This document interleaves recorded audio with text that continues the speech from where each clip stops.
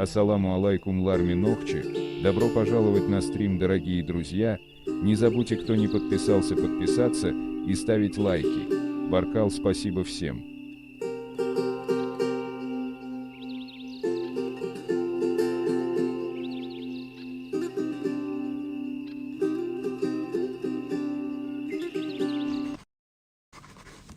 Алейкум ассалам.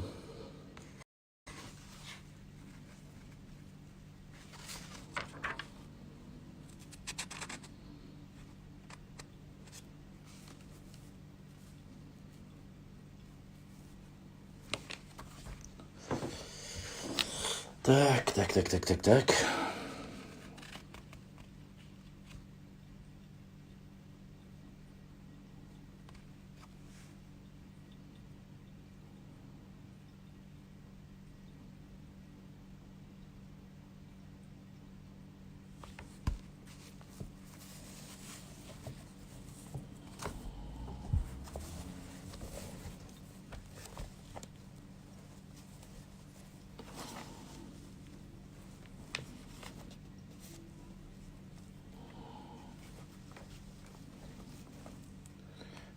Давай.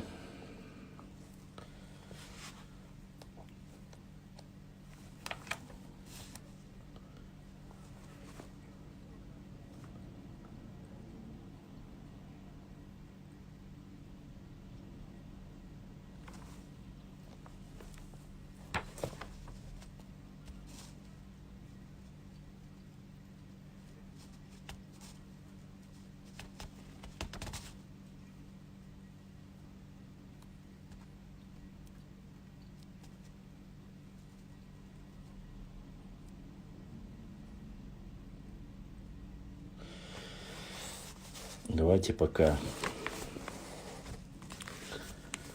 у нас люди собираются, я вам немножко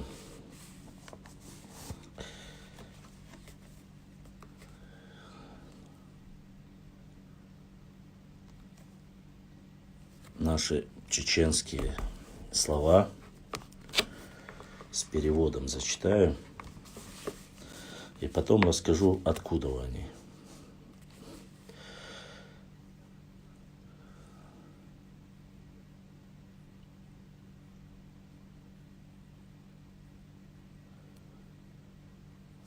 Типы пахотного орудия. Плуг. Ач-ич, егот. Молотильная доска. Хел. Борона. Мек. Серп. Цел. Мотыга. Туак. Вело. Шод. Коса, мангал, грабли, юлахар, лопата деревянная, бах, лопата, бел, арба, ворд, сани, салаз, ленчик, кодж, прялка, ячевежг, чесалка, ехк, веретено, я, ткацкий станок, дюхарш, орнамент для волочного ковра, веретена, вертен бустом, крепость, бау, церковь, Сагдар, молебен, цу, мечеть, междик, домашняя посуда, кувшин, кудалш, ложка, айг, сковорода, тап, половник, чами, шумовка, чвелп, нож, урц, таган, зетк, кастрюли, ейш, чашка, кад, банка, кил, маслобойня глиняная, кур, маслобойка деревянная, уг, бери, сундук, торцик, люлька, аг,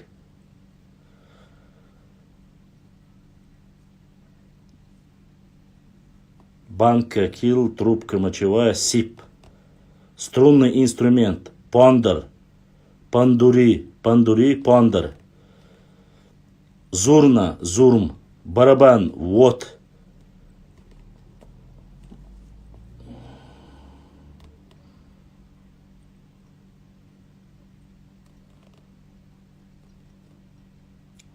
Платье, коч,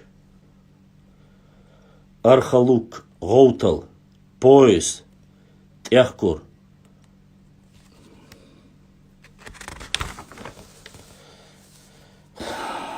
Чох, черкеска, чох олсуна, нохчимата, черкесках, чох ол. Кинжал, шелд, пояс, тяхкур. Кожаная обувь, тярскен кугюхар. Кожаная обувь, тяскер кугюхар. Бухарская шапка, бухаркуй. Войлочная шапка, мангалкуй. Башлык, башлак. Вот. Дальше смотрим, что у нас тут есть еще. Вот все, что перечислили, они относятся, я вам почитал на русском языке и перевел на наш родной язык.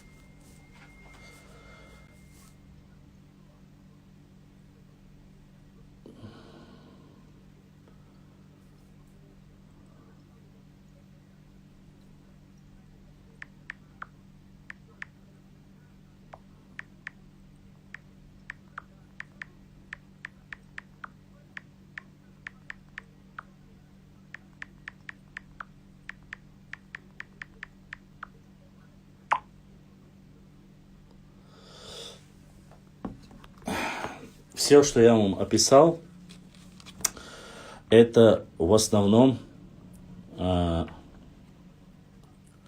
все эти слова, названия, фотографии, это непосредственно название, которые взяты у наших, то есть эти названия, которые сохранились и имеют свое такое настоящее исконно нохче название, было взято в Панкисском ущелье, в Панкисе.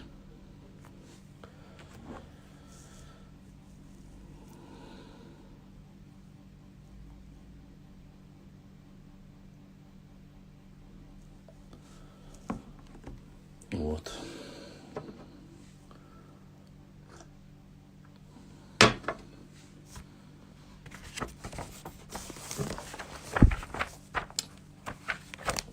Так вот.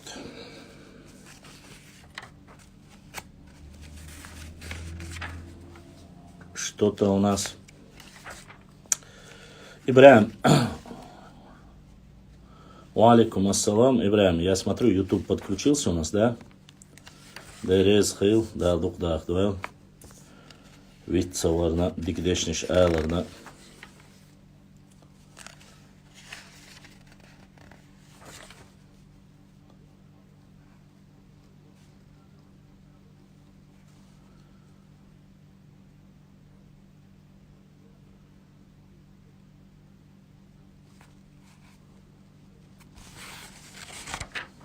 Так.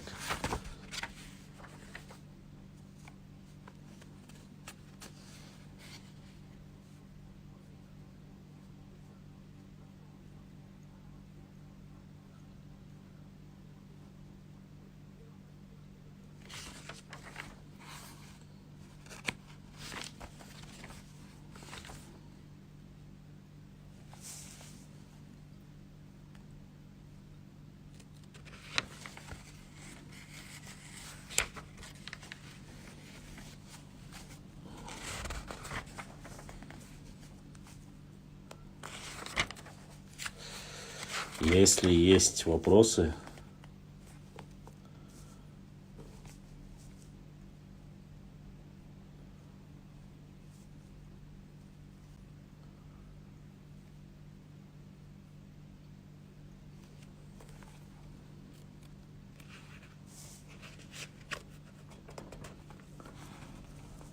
Değil maşallah şunu.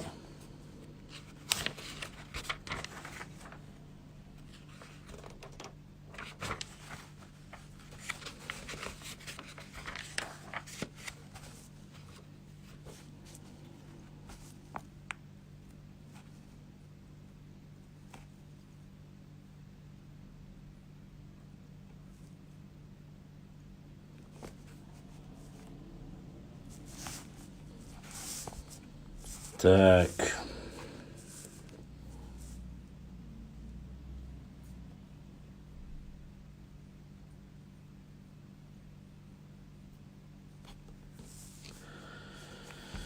Дорогие друзья, не забудьте ставить лайки и подписаться на канал, кто еще не подписался. Баркал, всем спасибо. Хотел вам один момент зачитать.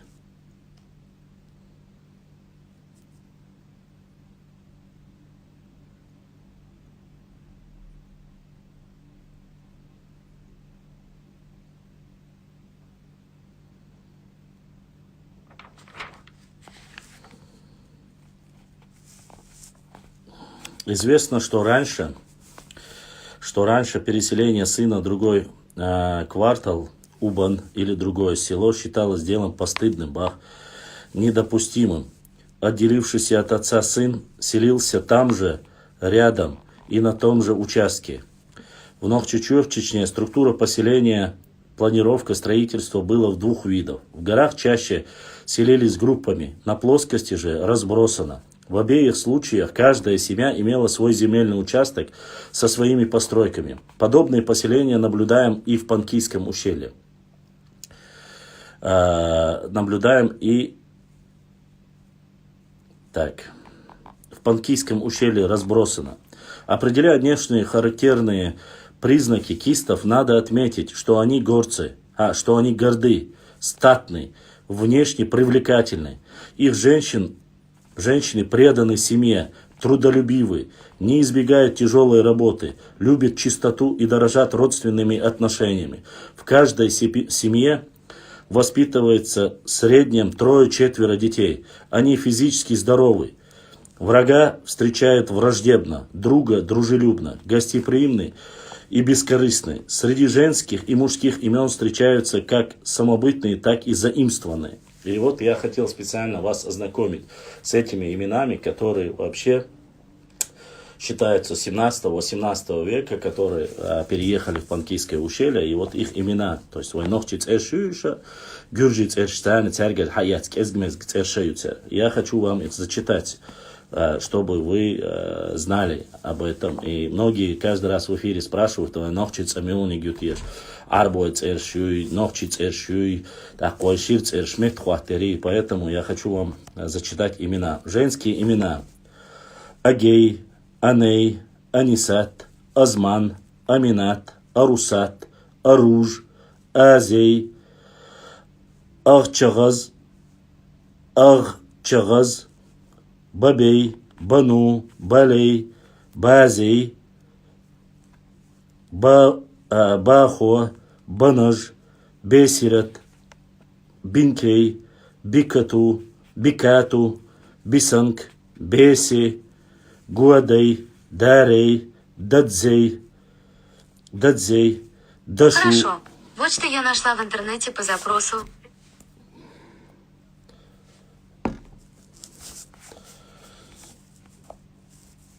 Так. Дадзей, Дашо, Дец, Дедз, Детиг, Доги, Даги, Дуэл, Эсят, Эсимат, Эми, Эмилат, Эпсаней, Той, Терказ,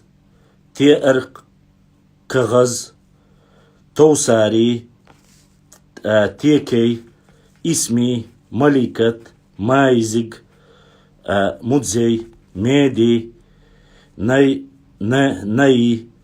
Наси, Набисат, Насурат, Рабигат, Рахмаад, Сацит, Сабиах, Сануа, Сариж, Соубур, Соуген, Тасу, Петмат, Тасо, Петмат, Пад, Калимат, Каси, Какей, Шамсаат, Шекен, Чеб, Чичак, Дзабур, Дзабур, Дзабант, Дзудаш, Дзадзе, Дзулей, Дзарей, Хазунуа, Хадишт, Хадин, Халей, Хед, Джохар, Джузан, Джени и так далее. Мужские имена. Это были все чеченские имена. Чеченские, ногчие имена, женские. Мужские имена. Ахей, Ахьяд, Ахмад, Абдул, Бапей, Бибот, Бисан, Бисуот, Боб, Билей, Бибин, Гелей, Гугей, Гург, Дадиг, Дак, Даут, Дибей, Элег, Уатей, Висарг,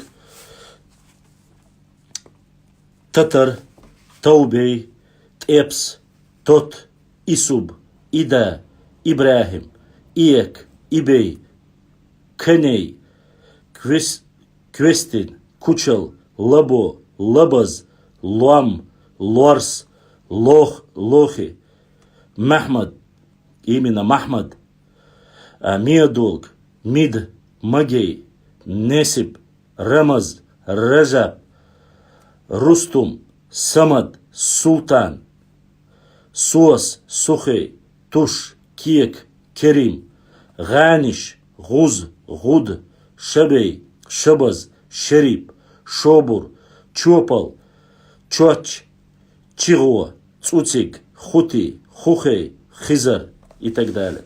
Эти все имена, они являются нашими древними именами нашего ногчи народа, которые проживали с конца 17 века и по 18 веке, проживающие в Панкийском ущелье, которые сохранили непосредственно свою идентичность. Да, пару имен, конечно, там чувствуется, что переняли у грузин, но в основе своей они все являются нашими исконными чеченскими именами, ногчи именами. Эти имена, прошу не путать, эти имена проживающих ногчи в Панкийском ущелье. Огрузинившие или грузинских имен там почти что нету, как вы увидели, там единогласное проявление о том, что якобы до 19 века или же до 20 века не приняли, там не было ислама среди горных чеченцев, вот эти рассказы всякие, сказки, они по этому материалу сразу видно, что это не является истиной. Вы видели, там есть имена, мужские имена исламские, есть женские имена исламские, поэтому уже в 18-19 веке, с конца 17-го и начала 18-19 века в Панкийском ущелье имена уже имеют непосредственно, есть и исламские имена, которые я зачитал. Вот. Конечно же, есть и принятые, такие как Султан, Ибрахим, вот такие имена тоже есть в этом перечисленных нами списке. Большая часть этих имен по Ножеиртовскому району можно и сейчас встречать. Вполне возможно. Вот. Ногчи чеченцы отчасти иногда ингуши свою фамилию в официальных бумагах пишут по имени отца. Если у отца Магомета есть сыновья Ахмед и Ибрагим, они обычно носят фамилию Магомедов. Дети Ахмеда будут носить фамилию Ахмедов, дети Ибрагима Ибрагимов и так далее. У кистов произошло другое, бах. В первые же годы их проживания в Грузии к отцовскому имени стали прибавлять грузинское окончание Швилли. И всех, кто спрашивал по этому вопросу, чтобы было понятно. Швилли-сын, дитя, сын, дочь. Дитя, сын-дочь. Таким образом образовалась и закрепилась закрепилась в потомках фамилия Кавтарашвили, Мусашвили, Бахашвили, Витушашвили от чеченских имен. Кавтар, Муса, Баха, Витуш. Всем, что было. Швили — это сын, дитя. и добавляется к Ибрагимовшвили, там, Ибрагимовшвили, Ахмедашвили, это добавляется, и после того, как у грузинов вот как и добавляется вот это, как арабское Ибн, здесь добавляется сзади и становится сын или дочка Швили добавляется. Вот они так объясняют это. Вот. Образовавшись таким образом, фамилии носят пакистинским названием Гор. Гор соответствует Гарбогду и Сунгайтра. Соответствует фамилии. Оно восходит к грузинскому Гвари, фамилия, которая продолжает родство на все поколение. Как было сказано издавна, к одному тейпу принадлежат жители одного и того же горного села. Такого рода тейпа объединялись различные гар, фамилии или родственник по крови. То есть внутри фамилии тейпа возникла новая фамилия одного, однако они считались родственниками. Гар Богду и войдущий, Гар нет, по фамилии делились. Вот здесь как раз таки обозначают. Гор мог разделиться на некой. Вот послушайте, это очень важно. Те, кто спрашивал по этнографию, здесь вот в этой непосредственно описании Панкийского ущелья мы находим идентичное нашему чеченскому. То есть они описывают, просто зафиксировали это. И эта фиксация очень важна для того, чтобы знать нашу историю.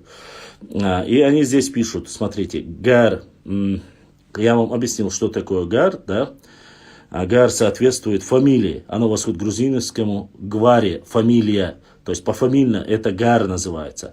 А некой идет дальше уже объяснение. Такое объединение различного Гар, фамилия, родственник, крови, внутри и так далее. Гар мог разделяться, это уже Гар делится на некой.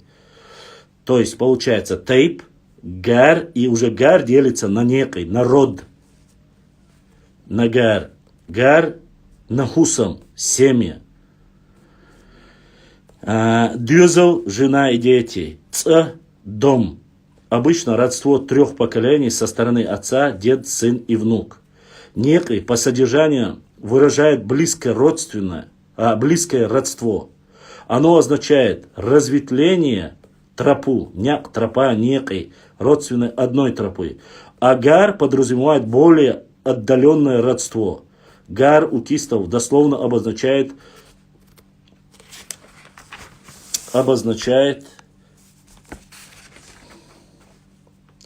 направление, которое указывает родство по матери или отцу. Как, по словам Халида Ашаева, термин «гар» у чеченцев также обозначает фамилию. Возможно, что слово восходит к древнейшему слою лексики, когда иберо-кавказцев и иберо-кавказцев,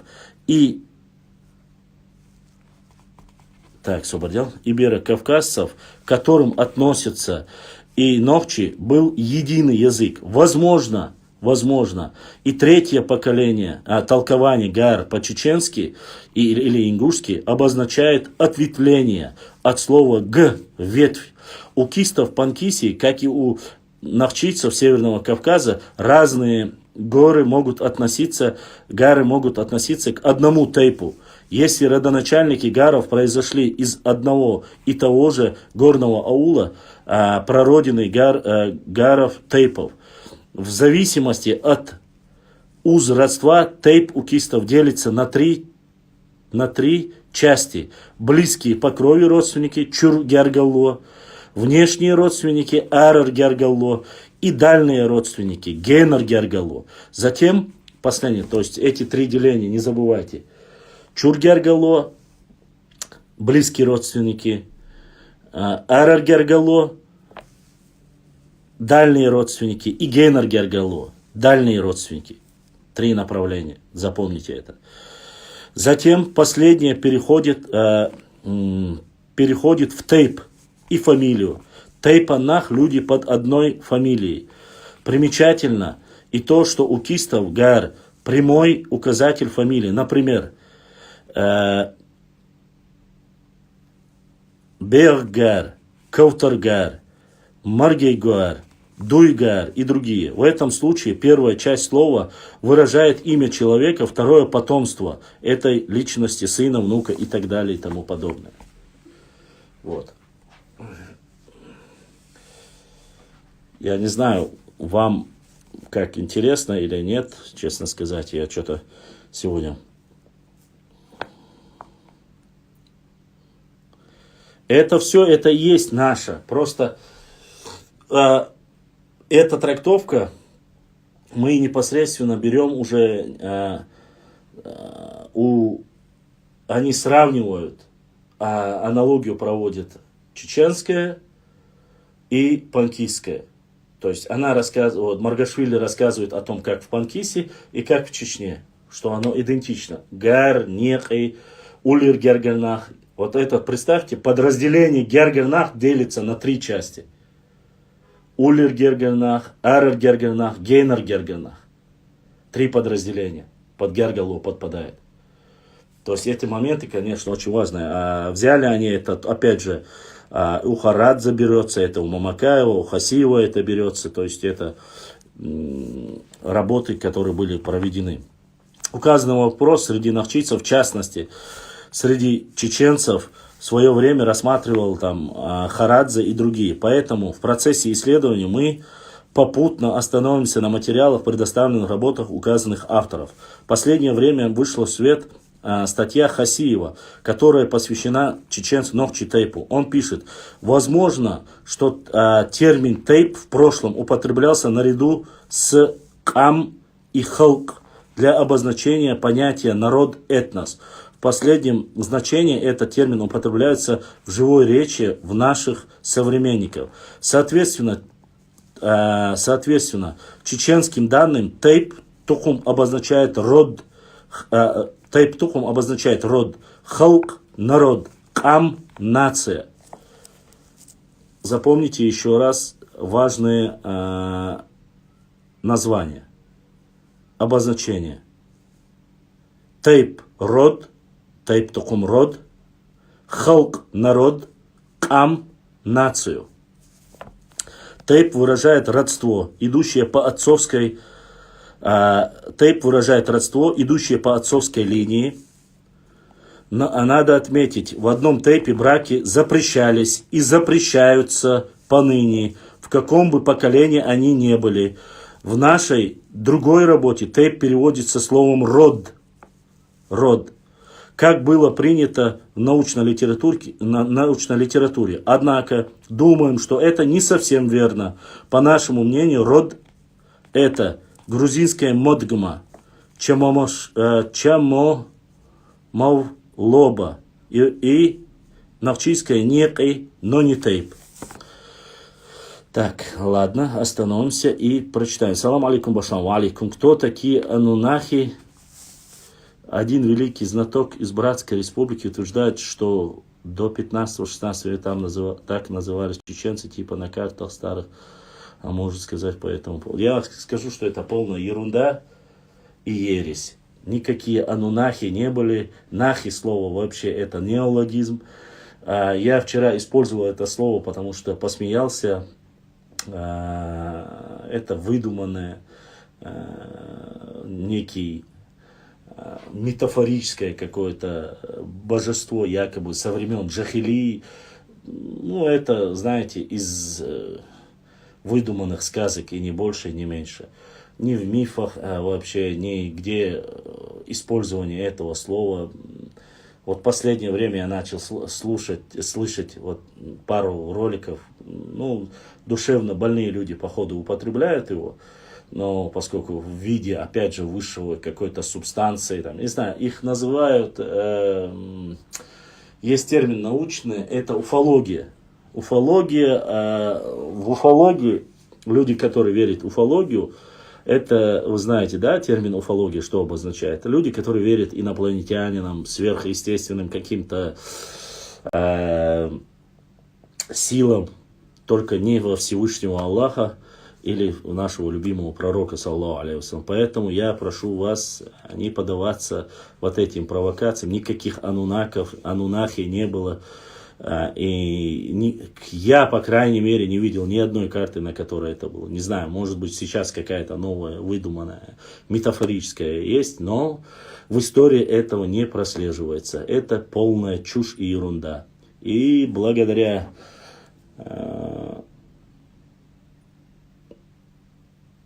Мухаммад, ассалам алейкум, дышни. Валейкум ассалам, дышни из Ингушетии. Задонатили мне. Мухаммад дал са дуэл, дал дуква ахуэл, будистник эзашка соудуэлитил, дал си дуэл. Я не знаю, но написано в донате, что дышни из Ингушетии задонатили, дышни дал си дуэл, дал дух дал дуэл, что мог шмяш дах дуэл. Дышни красавчики. Так вот. Что касается остального, опять же, я интересовался по вопросам уфологии. Нигде в Священном Писании об этом не указывается. То есть все, что есть по этому поводу, это выдуманные больные фантазии людей, которые тратят. Я понимаю, что это в других государствах, таких как Соединенные Штаты Америки, там, развитые государства, тратятся миллиарды и миллиарды денег якобы для там, изучения. Ну, это выгодно, но на самом деле, по сути своей, никаких доказательств о том, что есть инопланетные, там, сверхразумные существа или божества, там, которые прилетели, построили пирамиды и все остальное, это просто-напросто выкачивание из необразованных, больных, с больным воображением людей, выкачивание у них денег. Ни больше, ни меньше. Никаких инопланетян, никаких марсиан и тому подобное не существует. Если бы существовало, я думаю, что священная книга Коран и наш любимый пророк, саллаллаху алейхи вассалям, об этом бы дал знать. Все, что мы знаем о сверхъестественном, мы знаем о мире джиннов, которые существуют и будут существовать до конца. То, что эти джинны населяли землю до того, как появились люди.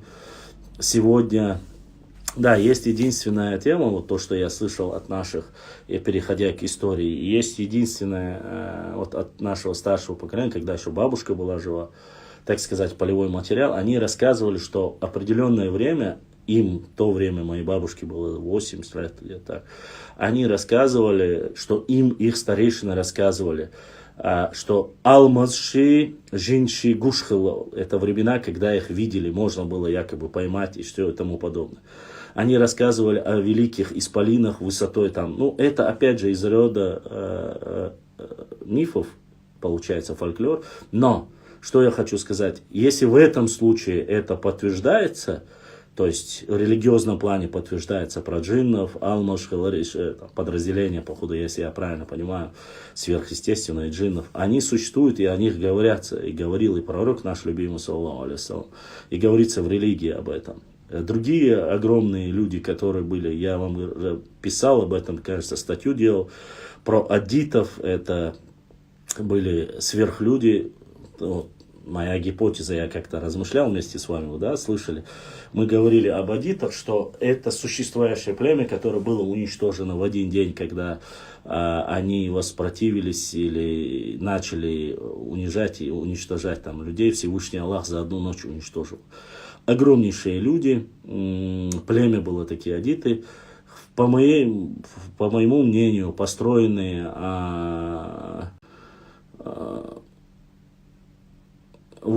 построенные высокие пирамиды в Перу и в этих местах, мне лично непосредственно кажется, что они были построены аддитами. Никакими там 10 тысяч, сотни тысяч рабов, которые строили. Конечно, научно сегодня пытаются доказать, что они на бревнах перекатывали, смазывали бревна, что тащили там слонами вверх. Но опять же, это вот люди, которые не веруют и которые не верят во Всевышнего.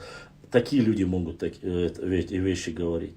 Если мы верим Всевышнему, а племя аддитов было, это были великаны, для них эта работа была под силу. То есть те огромные каменные плиты, которые и сегодня невероятные, там различные на BBC, на History канале, сейчас их уже нету, многие запретили, вот они показывают, что огромные глыбы камней, отточенные, ровно порезанные. Я думаю, что это вот как раз таки во времена вот этого племени они имели способы непосредственно их вытачивать и складывать из них непосредственно пирамиды или такие высокие по технологии, там сказать, здания. Вот. Это мое как бы личное мнение, предположение, так скажу. Я не говорю, что это так. Вот. И почему? Опять же, есть доказательства, находят черепа, есть фотографии, где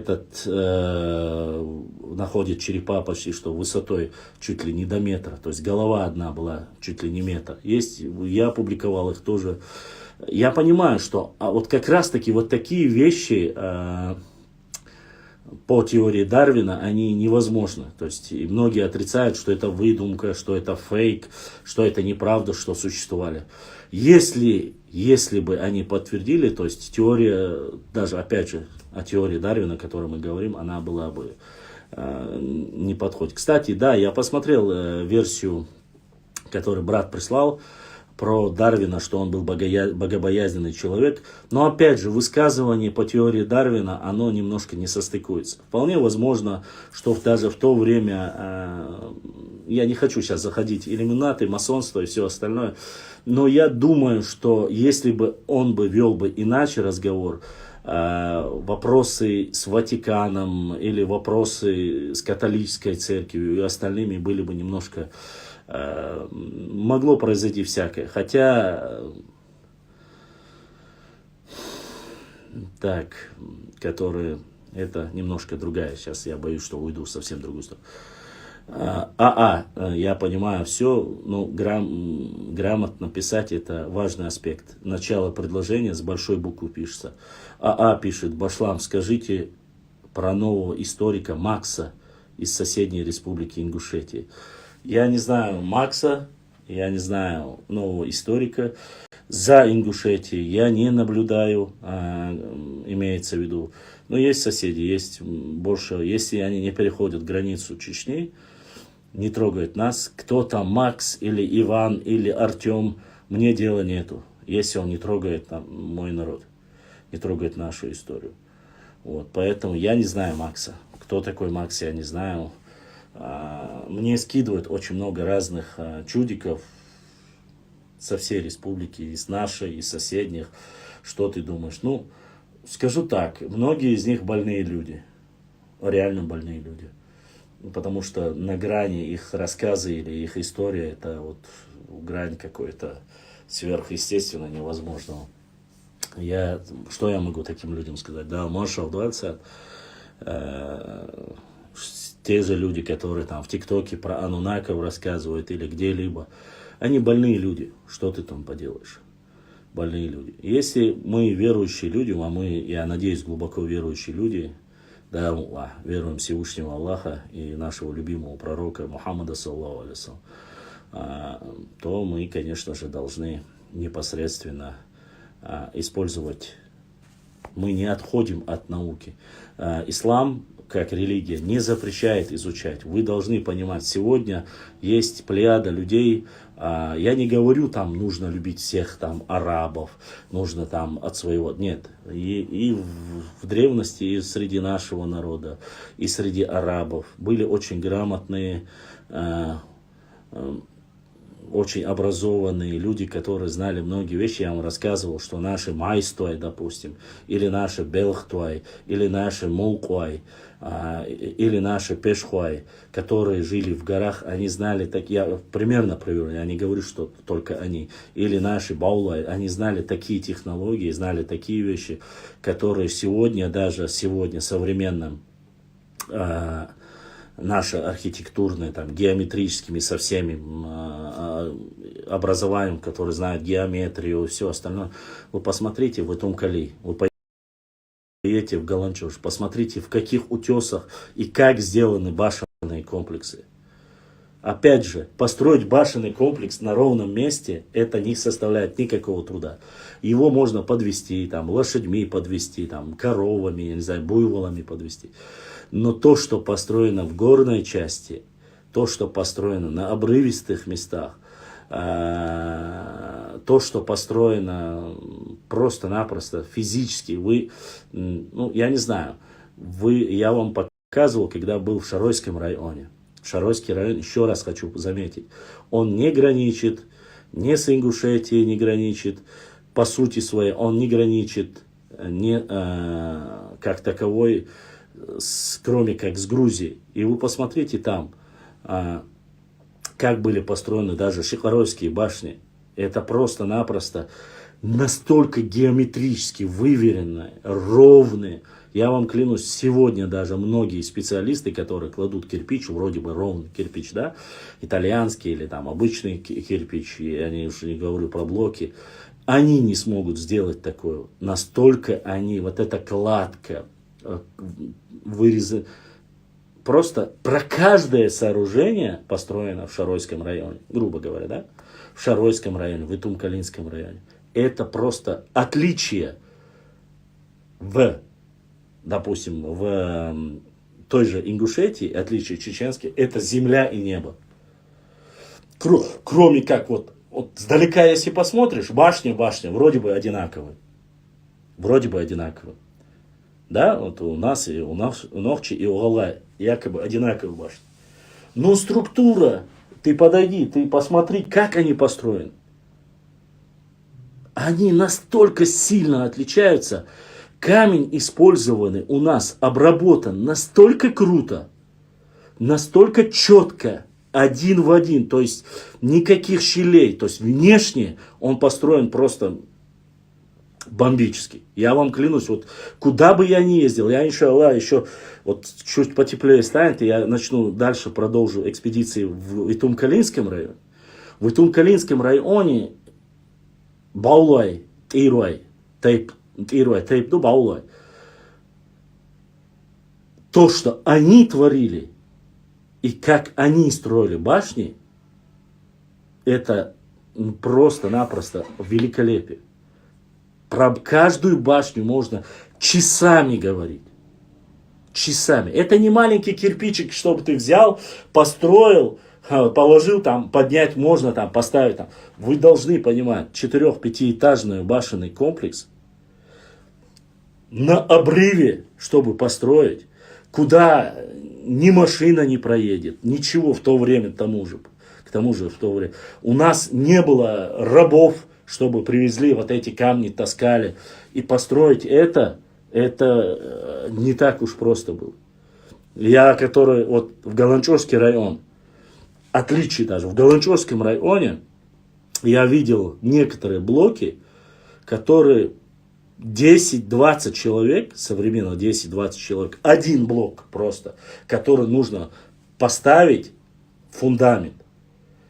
Глыбы такие, это вам не зубилом там взять, быстро, раз сделать маленький камешек, как это сегодня делают сюли в Шаройском районе, обрабатывают камень.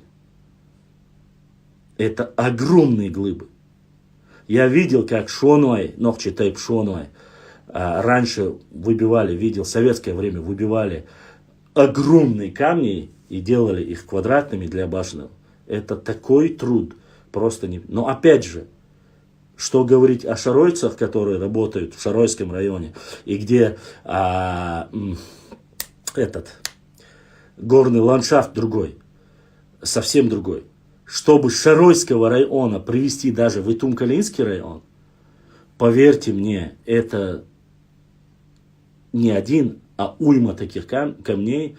Это очень работа, то, что современные КАМАЗы, БелАЗы вертолетами можно перевозить. Просто невозможно. И несмотря на это, наши красавчики Баулай и Стейпат Ируай построили такие башенные комплексы. Наши красавчики из Шаройского района, Нохчи, построили такие башни. Я не говорю о жилых башнях, чтобы вы понимали. Жилые башни, как они хитроумно сделали замки, как двери, это, я вам говорю, можно целую докторскую диссертацию написать. Я знаю, есть один специалист наш, преподаватель был по археологии, Чахтиев Джабраил Юрьевич, да, я не знаю, живой он сейчас или нет, но он красавчик был. Еще в то время, когда я учился на ИСТФАКе, он на 2-м курсе, кажется, у нас преподавал археологию. Я очень сожалею, что в то время, когда я учился, я не уделил именно этому направлению огромное внимание. Башенные комплексы – это непочатый край работы. Не строительство самого, как сегодня там положил цемент, там, раз просто вывет. Нет, уважаемые мои хорошие. Они очень сильно отличаются. Очень сильно отличаются. И да, я вам покажу отличия, по крайней мере. Даже наши башни, которые от наших отличаются, я вам покажу. Разные, вот и Тумкалинский район, Шаройский район. Но Шаройский и Тумкалинский район, они близки по духу. Галанчорский район, там уже более такой, опять же, Галанчорский район входит и Нашхинский. Вот Галай, Нашхуай, вот по этому ущелью, и Тумкали, Шатойские башни. Наши башни, они друг на друга похожи. Просто по масштабу камни, какие были использованы, где в каждом месте, немножко иной. То есть в Тумкалинском районе есть камни, которые более тонкие. В Шаройском районе они чуть ли не как один в один, просто как кирпичи сделаны. Настолько круто они сделаны. В Галанчорском районе более грубая работа, более большие каменные массивы использованы для строительства. Галанчорский и Тумкалинский, Шаройский, они совпадают, Шатойский, они совпадают. Но есть, опять же, в масштабах разница. Ассалам алейкум. Какие труды и книги из наших чеченских историй порекомендуете для изучения нашей истории, правдару? Хасана Бакаева, Сулеймана Делимханова, Хизриева Хаджи Ахмедовича, Джамирзаева Салмана, Умхаева,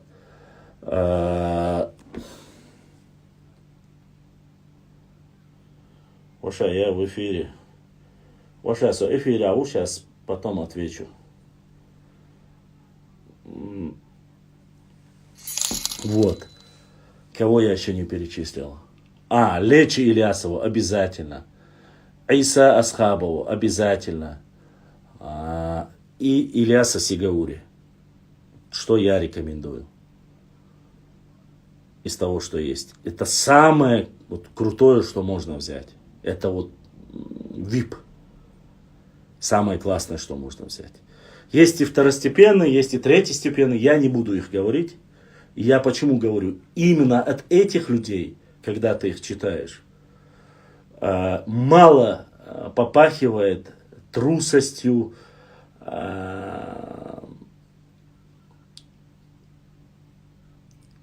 у этих людей, вот тех, кого я перечислил, есть свежесть взгляда, трусости у них нету, в основном новые взгляды на историю, меньше оскорбления нашего народа.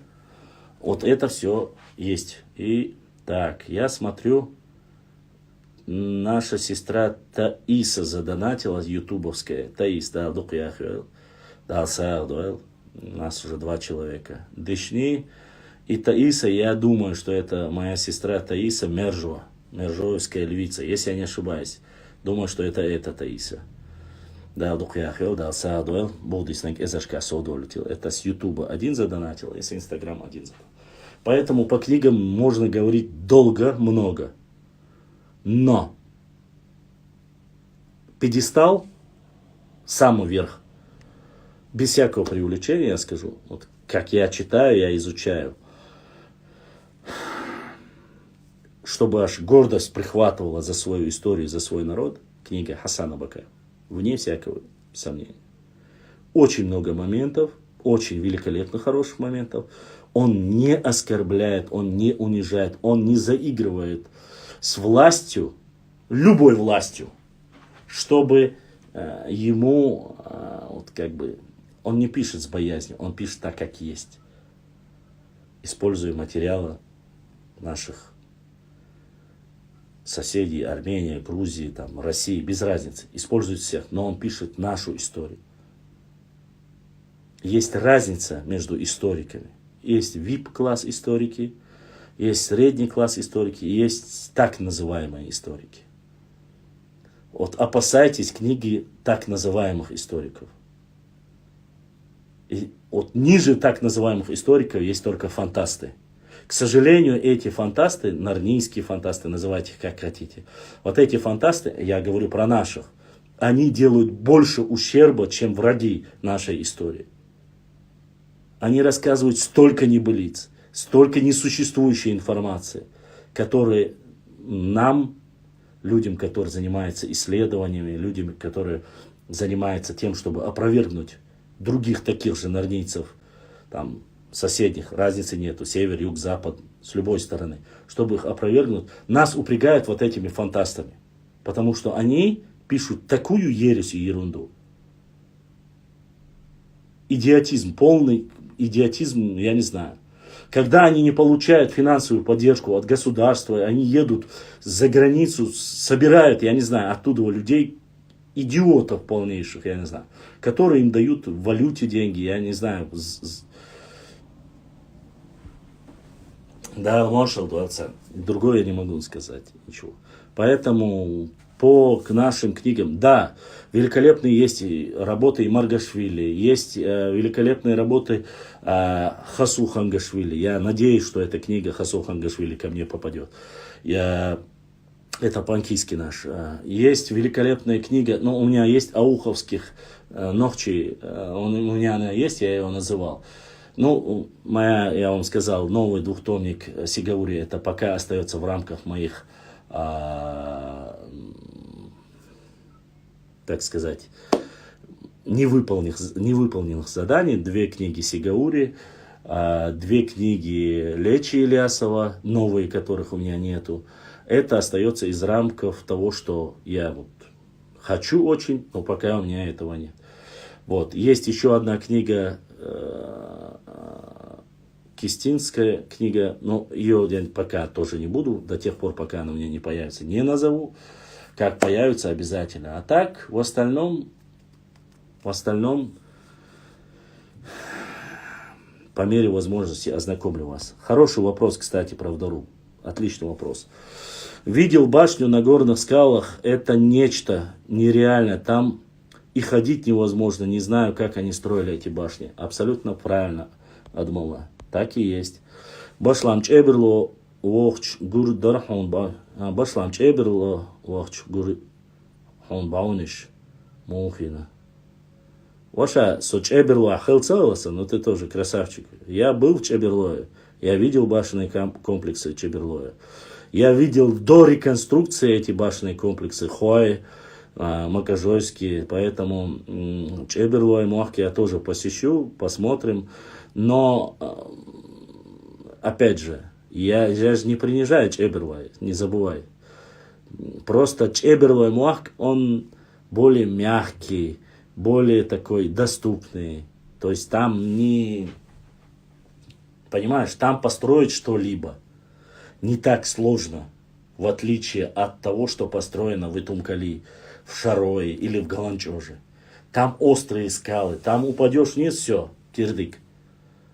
А в Чеберлое в основном это такие мягкие, добрые, такие альпийские луга, вот такое вот. Ты мне рассказываешь, я же был на этом раскопках, у Марата был, я был там. Что Шарой, что Чеберлой, это фактически одно и то же.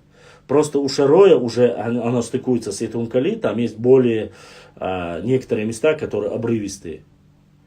Сандхуай, Шикруай, Хуландуай, их башенные комплексы очень крутые, которые построены. Хакмадуай, а этот замок, который восстановили, вообще красота.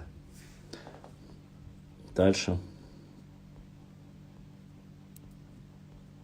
Ассаламу алейкум. Ва алейкум ассалам. Ва алейкум ассалам. Так, брат, в Ютубе, если что, с компа послушаю, один пейзаж надо бы написать, другую картину, окей? Вот. Дальше, если у вас есть вопросы, задавайте, если нету. Вот. А то не.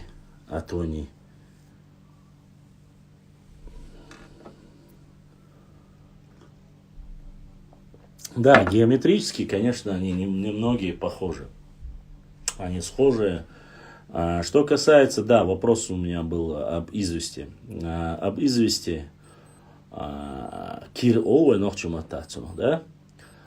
То, что он был и добывался у нас в горах, и то, что его продавали, вы можете найти в книгах, начиная, кажется, наши представители нашего народа продавали его вплоть до Кизляра, продавали в Кизляре, продавали в Моздоке и древесину, и известь, и порох, и соль. Эти все природные минералы, они существовали у нас. То, что белили здания каменные или не белили, это, опять же, вопрос из ряда некоторых дастич фантастич, которые говорят там. Во-первых, стратегически белить башенные комплексы не было никакого смысла. Могу объяснить. И летом, и осенью, и весной белить башенные военные боевые комплексы не было смысла. А иначе они бы были видны и для нападения, и для обороны. Ну, кто встанет, я не знаю. Ну, это то же самое, что на поле сражения, которое покрыто белым снегом, я бы вышел на красном танке или на красном БТРе. Весь белый снег, и я посередине красный. Как вы думаете, я аналогию провожу, я понимаю, что это простая аналогия. Смысл какой был? Зачем белить башни? Я могу понять, что известью там мазали внутри там дома, известью белили там деревья, там что-либо тому подобное. Это еще понятно, но смысл того... Нохчу пишет, Чеберлой самый древний Нохчу диалект. Давай ты мне не будешь сейчас говорить, какой самый древний диалект. Во-первых, не самый древний диалект, один из. И Чеберлой диалект не отличается ничего от шаройского диалекта, чтобы ты знал. А сегодня ученые современные, это было в советское время. А сегодня использование непосредственно диалектов из самых старых диалектов считается даже не Чеберлой. Хотя, опять же, я говорю, и Чеберлой, и Шарой – это одни из самых любимых моих тейпов. Я знаю их историю, наверное, лучше, чем другие остальные. Я знаю их воинственность, я знаю их потому, что они меньше всего отказывались от своей национальной идентичности. Несмотря на то, что они сегодня переселились и живут в Наурском районе, Науркашта, Ашбала, в Шаройском районе, Шатойском, Мохни, Куашт Олцунах, Шилковском районе, если они даже там живут, они не меняют свою диалектический говор, наречие, говор, они не меняют свой, и диалект свой не меняют в основном случае. Хотя они великолепно могут говорить и на плоскостном литературном чеченском языке, но это наше золото. Поэтому еще раз я прошу, я больше всех из вас говорю и говорил, что Чеберлой это один из древних диалектов среди нашего богатейшего нохчу языка, нохчу мата. Чеберлоевский, Шароевский. Но по сегодняшним меркам первое место они уступают. Считается, что один из самых древних это кистинский диалект. Первое место. Второе место Чеберлой вместе с шароевцами. Третье место это галанчожский. Четвертое место это шатойский. И вот так они идут. Ну, мы не будем ставить. Где-то кто-то может по старой. Еще Эхкой не забывайте. Эхкой то ли четвертый, то ли пятый. Ауховский Эхкой у нас. Лам Эхкой больше ауховский диалект. Он не ауховский называется, он Эхкой диалект называется. Поэтому там каждый, кто может по-своему. Опять же, я ненавижу, когда у нас начинают между собой говорить, этот самый большой, этот самый крутой. Не делайте такие вещи. Не делайте, это неправильно. И Чеберлой, и Шаруай, и Кистой, и все это нохчи халдой. При изучении, если вы прямо уж так хотите, Чеберлой, да, чеберлоевский, шаройский диалект, они звучат просто невероятно красиво. Стоит отдать должное. Но никогда не ставьте там первое место, второе место, Хартариери, Тейп Саму Доккардари. Это неправильно. Ни с какой точки. Так народ только можно с учетом нашей ментальности когда мы начинаем говорить это начинает друг друга. А другие потом начинают задевать. И что происходит? Вместо единства народа мы получаем полную разобщенность. Ассаламу алейкум, братья чеченцам от Ингуша.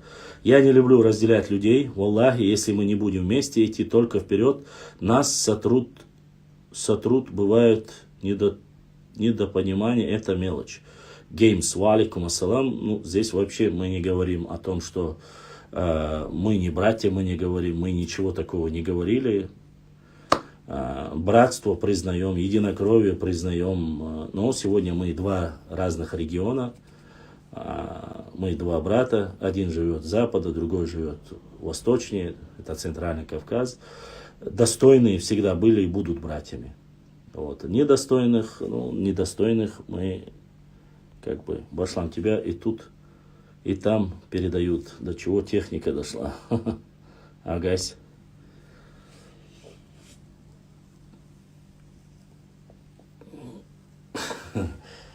Чеберлай. Шабеш. Шарвай. Чеберлай. Шатвай. Галанчашхвай. Киствай. Это мы единый, один и единый этнос. Просто нужно все преподносить грамотно. У нас, к сожалению, есть некоторые вещи, которыми очень легко. Вы видели когда-нибудь, как это называется, куклу? Как манипулируют куклой? Или есть там чревовещание, да, называется. Это когда одевают на руку куклу и заставляют ее двигаться, там, якобы говорить. Запомните, когда человек или этнос достойный управляется какой-либо рукой, это очень плохо. Мы даем возможность психологически, исторически использовать наш народ. Вы можете мне не верить, да, знаю, да, рассказывал, да, потомками этого тейпа Дзурцквай является Зандквай. Дзурцквай, Зандквай, это считается один и тот же тейп. Есть такая гипотеза. Был чеченский тейп Дзурцквай, он трансформировался в Зандквай. Есть тому научные работы, подтверждающие. Рецензентами этой работы являются наши уважаемые соседи, профессора, доктора исторических наук, непосредственно из Грузии. Если ты хочешь,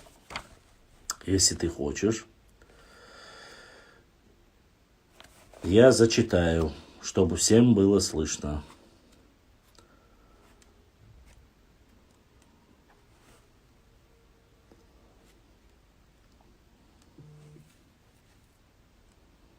Коротко, я не стану вас долго задерживать.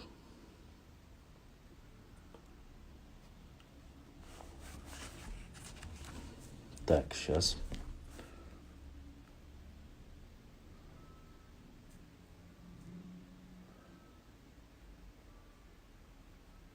Я в эфире. Шудукдаш, вы присылаете мне на WhatsApp, но я в эфире. Так, сейчас.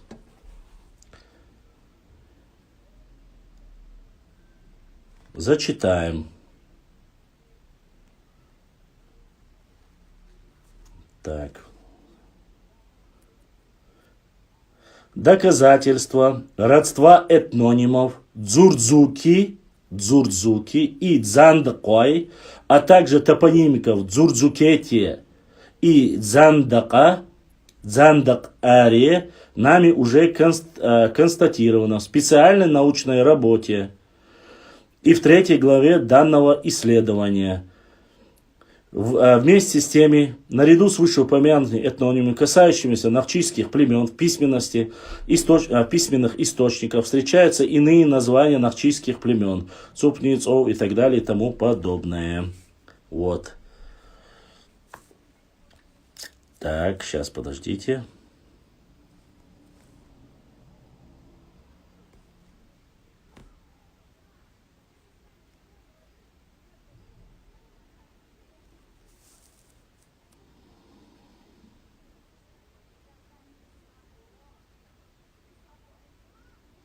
Вот я бы хотел бы найти вот этот в научной работе 89 написано здесь. Что за научная работа 89? Более обширным я зачитал. Вот. Это древняя история чеченцев Нохчей. Есть такая книга великолепная. Там все указано. Вот. А то, что Дзандык ария, Дзурдзук ария, это одно и то же, этноним, идентичность, об этом есть работа. Я постараюсь ее достать. Башлам, кистуай, молш, цейр, ходи, кистуай, мюльш, цейр. Я не помню, башлам, кистуай, мюльш, цейр, худи диалекту, мюльш, соцакити, кистуай, кистинцы, есть кистинский диалект. Они проживают в Панкисе, в Ахметовском районе, в Грузии. Они сохранили наш кистинский диалект древний, поскольку они переселились, считается, с 1700 1798, 1800, начало 19 века. Вот 200 лет они живут в этом замкнутом пространстве, в Панкисском ущелье. Меньше всего они утеряли язык, сохранили более древние слова. Я сегодня в начале эфира вам зачитал даже из этих слов. Вы, может быть, не послушали, вам интересно, может, вы многие не зашли. Все, кто не посмотрел, пересмотрите начало нашего эфира, я перечислил вам их. Я мог бы сейчас и обратно их зачитать, но, думаю, времени терять не нужно. Посмотрите, это кистинский диалект считается сегодня я слушал и лекции, и семинары наших лингвистов, и людей, которые собирают сегодня, дополняя наш чеченский язык, о диалекте считается, что одним из самых древних и первых считается древних, которые сохранили идентичность изучания и названия, это кистинский диалект. Вот. Кто говорит на нем говорит тот же султан из Панкиси, те, кто проживает в Панкийском ущелье, это в основном Дишни, это Хильдиарвай, это Майствай, это Лам-Эхки, все нохчи-тайпы, это Хачруай, вот, которых я перечислил. Ну, и еще другие тайпы, которые там есть, вы знаете об этом, да. Вот они говорят на кистинском диалекте. Дальше. Дзурдскую я рассказал, Башлам Кистой Мюльшпу рассказал. Ассаламу алейкум, ва алейкум ассалам. Башлам, если бы Уарстхуай не переселились в Турцию, что было бы? Если бы не переселились в Турцию, ничего бы не было. Я скажу вам, если бы не переселились, Уарстхуай, Тухум был бы намного богаче, намного больше бы их было. И плоскостная территория, северная часть нынешней Ингушетии, и наша западная часть была бы более населена, больше проживали бы Уарстхуай. И брат Русламбек задонатил. Русламбек, Аллах дал сидуэл, дал духуахуэл, Бог диснек эзершка соудолетил. Огромная благодарность всем моим братьям и сестрам, которые поддерживают наш канал и донатят по номеру, который вы видите внизу нашего экрана. Поддерживать наш канал для его работы, чтобы она была лучше и лучше. Те, которые говорили в митинге, что чеченцы не братья, этих людей специально посадили, чтобы разделить. Те, кто были там, 90% не знали, что было там. Потом узнали, они ушли. Промыли нам, Аллаху Акбар. Геймс Дерес Хейл за хорошие слова, за добрые слова, за поддержку, за братские отношения. Мы с уважением относимся ко всем, кто по-братски относится и говорит правильные вещи. Я прошу минуточку, сейчас я вернусь. Дорогие друзья, не забудьте ставить лайки и подписаться на канал, кто еще не подписался. Баркал, всем спасибо.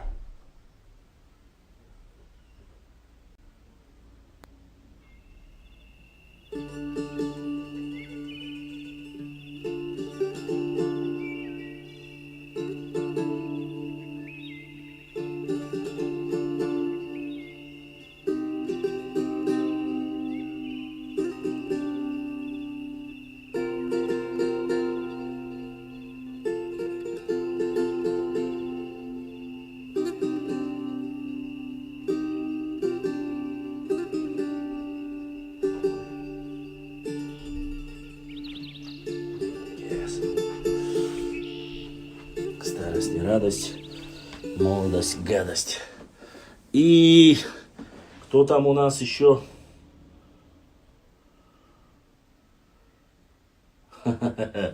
Шаройский волк, как всегда, на связи. Омар, далса, дуал, далду, хуахуал. Как всегда, брат Омар поддерживает нас. Бяхму было, что уже переставиться я уже от образа, сидячего образа, конечно, не лучшим образом себя чувствую. Так, дальше. Что? Какие вопросы? Ибрahim, если есть в Ютубе, отправляй вопросы. Если нет, зачитать. Я хадейца халдат. Анонсируем, пока я сейчас посмотрим. Есть одна задумка. Думаю, скоро вы получите просто адреналин и всплеск от новых наших стримов. Они будут намного круче. Сегодня я уже обговаривал с некоторыми людьми по этому поводу. Постараюсь технически наладить этот вопрос. И я даю задание всем, кто с Ютуба, с Инстаграм и Фейсбука, всем с Телеграма нашего канала, ВКонтакте, с Твиттера, всем ночи и всем соседям, друзьям нашим, которые смотрят эфир. Я вас попрошу отправить наиболее сильно интересующую вас тему и топ этих 10 вопросов, 10 тем, которые вы задали, мы будем приглашать одних из, кого я говорить пока не буду, пускай это Инстаграм, он прямой эфир, Ютуб, он прямой эфир.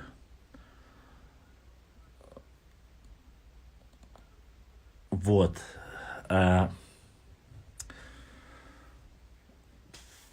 С кем мы будем проводить эти эфиры, которым будем интересные ваши вопросы задавать, оставим интригой. Но я думаю, что это будет намного интереснее и что-то новое. В данное время я работаю пока над этим проектом. Ну, еще кое-какие моменты. Но я должен был анонсировать в течение 2 недель. Вот начиная с этого, еще 2 недели я соберу топ-10 самых сильных вопросов от вас, которые будут часто, если чем директ напишите или где напишите, чем чаще люди будут просить там рассказать об этом или ином, я приглашу уже людей для стрима, чтобы они ответили на этот вопрос, чтобы мы вели дискуссию. И думаю, что не огорчу вас ни я, ни новые наши гости. Вы, конечно, можете быть недовольными, но работа идет, продвигается, несмотря на сложности, подножки, подсечки, мы будем вести позитивную работу благодаря моим братьям, сестрам, которые поддерживают нас. А как понять, некоторые орства говорят, что они чеченцы, а некоторые, что ингуши. Получается, орства не знает свою историю или кто-то зомбирован. Ариец, послушай, кто-то говорит, мы знаем, все прекрасно знают, что есть 3 версии по орству. Есть те, которые говорят, что они ингуши, есть те, которые говорят, что они нохчи, и есть те, которые говорят, что они отдельный народ.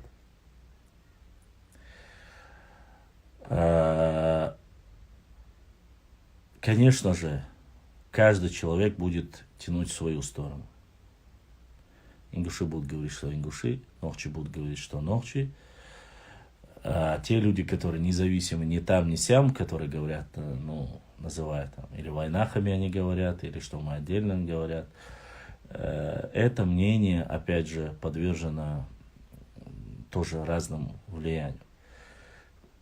Честно сказать, у нас, вот, Нохчичуа, мы знаем, что главное название, главное имени Уалейкум ассалам, главное название нашего народа, который есть чеченцы, в первую очередь, да, или Нахчи, мы обосновать можем, почему мы считаем частью своего народа Уарстхой. Нету такого понимания у чеченского народа, что нам нужны Уарстхой ради их земель. Во-первых, по землям у Нохчи нету никакой проблемы. То есть там нету прямо, чтобы говорить, эти земли там им принадлежат, из-за этого мы к себе привлекли. Нет, у нас один язык, одна культура. Это галанчурский диалект Уарстхой-Муат. Галанчурский диалект, который используется точно так же наравне, как и Нохчи. Единственное отличие — это диалект, небольшой диалект. Остальное все есть. Мы, опять же, я же могу говорить только за свою сторону, правильно? Я могу обосновать, я могу сказать, почему мы их считаем своими. Вот. Я, конечно, могу сказать и почему некоторых называют их иначе. Там есть прямая причина, почему называют там Экы своим народом, почему называют Уарстхой своим народом. Но у нас такой проблемы нету. Ни Экы, ни Уарстхой, которые проживали у нас, никогда не говорили, что Тхокиду, Тхокиеч Омахду, Ятхолуларду, такого никогда не было. Люди, которые приходили ко мне и пытались мне доказать что-либо, они говорили, что вот мы отдельно, мы это, то, все, но опять же, отдельность, это говорит о чем? Кто-то должен быть пришлым, а кто-то должен быть автохтоном. Кто-то должен принять кого-то во время формирования народа. Мы не говорим, что Уарстхой пришлые. Мы говорим, это часть нашего народа, единого народа. Они жили в западной части, ну, допустим, как Мелхи, как Тируай, как Шаруай, Шутуай, Чеберлай. Это горная гряда, которая состояла из единого массива. Один язык, одна культура, все одно. Но так получилось, что в царское время эта западная часть очень сильно пострадала. Во-первых, с одной стороны, почему-то мы, когда говорим, начинают говорить, что вот Уарстхой депортировали. Нет, не депортировали Уарстхой. Депортировали всех Нохчей. И это 5000 семей, которые депортировали. 5000 семей. Из них 1500 были Уарстхой. Уарстхой по-разному. Но опять же, это был единый массив. Единая одна нация. Почему они пострадали, допустим, начинают говорить? Потому что западная часть, малая Чечня, она сопротивлялась и воевала. Первые, кто начала вот с той стороны, когда заходили со стороны адыгов, со стороны вот с этой области заходили, первое соприкосновение, или с Грузии, когда заходили, первое соприкосновение было Черные горы, предгорье. А все, кто проживал в Черных горах, это была каста военных, которые специально их и назвали Уарстхой, которые защищали более средняя полоса наших земель, нашей родины, защищалась уарстхойцев. И они начинали, получается, это нынешние Галашки, и заканчивая Аухом, Ичкерией. Вот все эти Черные горы везде были Уарстхой. Это не отдельный народ, не отдельная нация. Это каста воинов, которая, опять же, составлялась из этих же L3, J1, J2 там, и так далее и тому подобное. Поэтому разнобойные. И Уарстхой, все, вот, кто входит в Тухум Уарстхоевский, поэтому они друг другу не все, это не кровно родственные, это не один и тот же тейп, и они друг другу не родственные, имеется в виду. Они, как у нас, Бенуай, Алруай, там Эльстаншхуай, Эшбатуай, Шатуай, Варандуай, Ваштруай, вот как такая же система. И там Галай, там Мержуай и так далее, Вандлуай. Это все один в один. Эту часть, и Руслан Арсунакаев это подтверждает, аштхоевцы, уарстхой, они были, это была защита. И в это сословие, военное сословие, набирались именно такие рослые, боевые, которые вот именно должны первую стать. Хотя некоторые, и Саид в том числе, не соглашаются, что нет, вроде бы все мы одинаковые, кто-то там. Нет, каста была, и это выбирали, опять же, кто входил в состав этих уарств, выбирал же, опять же, Мехкел выбирал. Самые именитые, самые титулованные, самые сильные, которые выносливые, которые должны защищать первый фланг, чтобы далеко в горы, в Галанчож, и Тумкали, в Шарой, там, и Чеберлуай, это наше сердце нашей Родины, чтобы туда никто не проникал, должны были самые стойкие в этих черных горах быть. Вот эта каста, это и есть. Да, со временем одну часть отбросили туда, другую часть. Поэтому сегодня рассосались вот эта каста Орстхуа, которые были посередине, она рассосалась в основном. Они ушли, или же есть западные, есть восточные, там, грубо говоря, да, в Аухе. А середина пропала, растворилась середина. Были войны, были трагедии, и погибали многие. Это никакой не секрет, ни для кого это не секрет.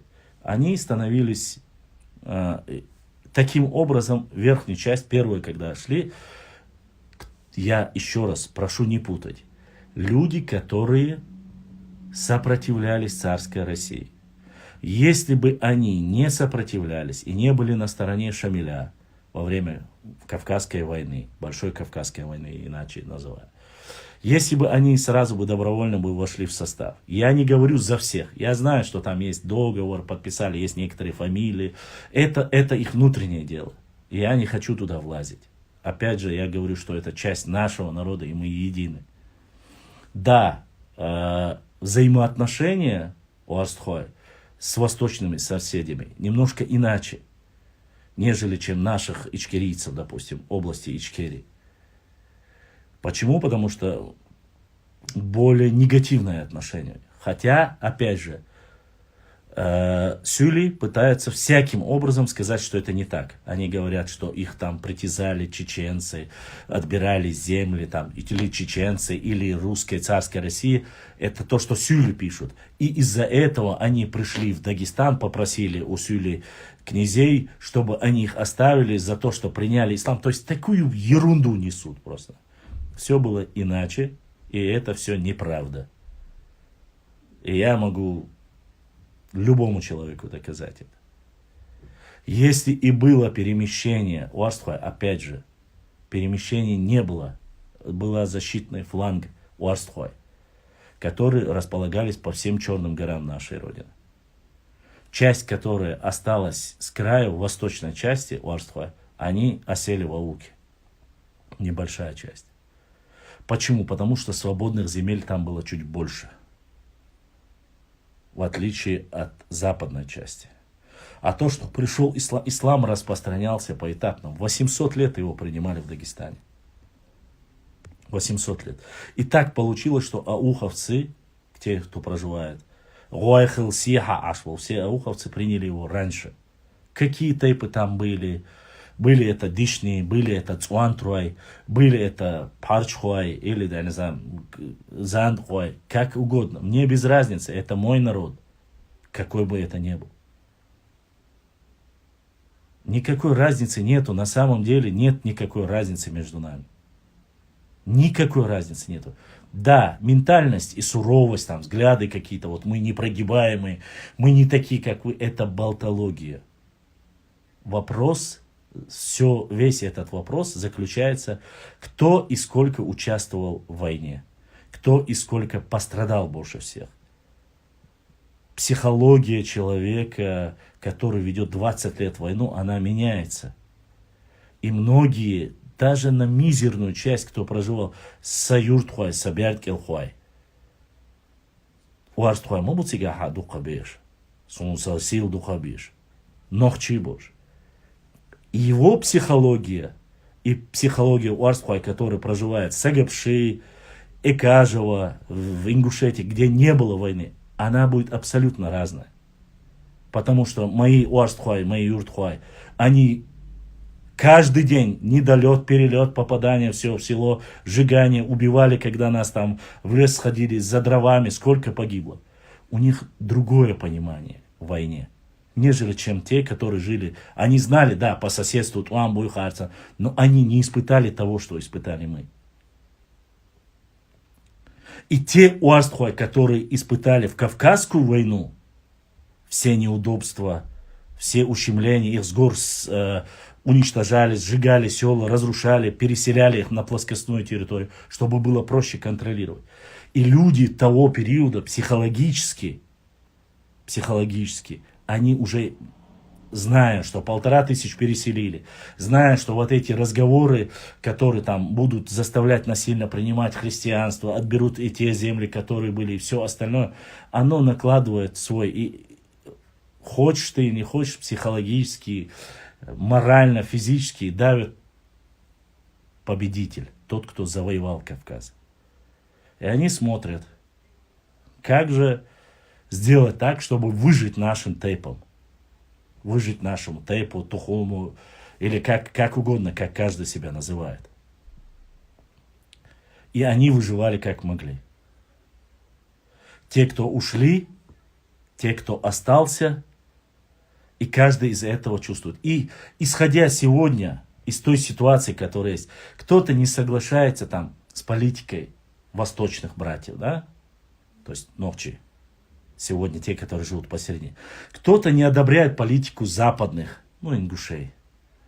Им и не нравится и Нохчичу, что происходит, и не нравится, что в Ингушетии они говорят, мы независимы, мы отдельно. Потому что мы не такие, как вы, принимаете решения с Запада, и не такие, как они, которые принимают решения с Востока. Это вот такое вот мышление есть у многих людей. Оно может быть религиозное, оно может быть политическое, поскольку везде по-разному происходили вот эти исторические процессы.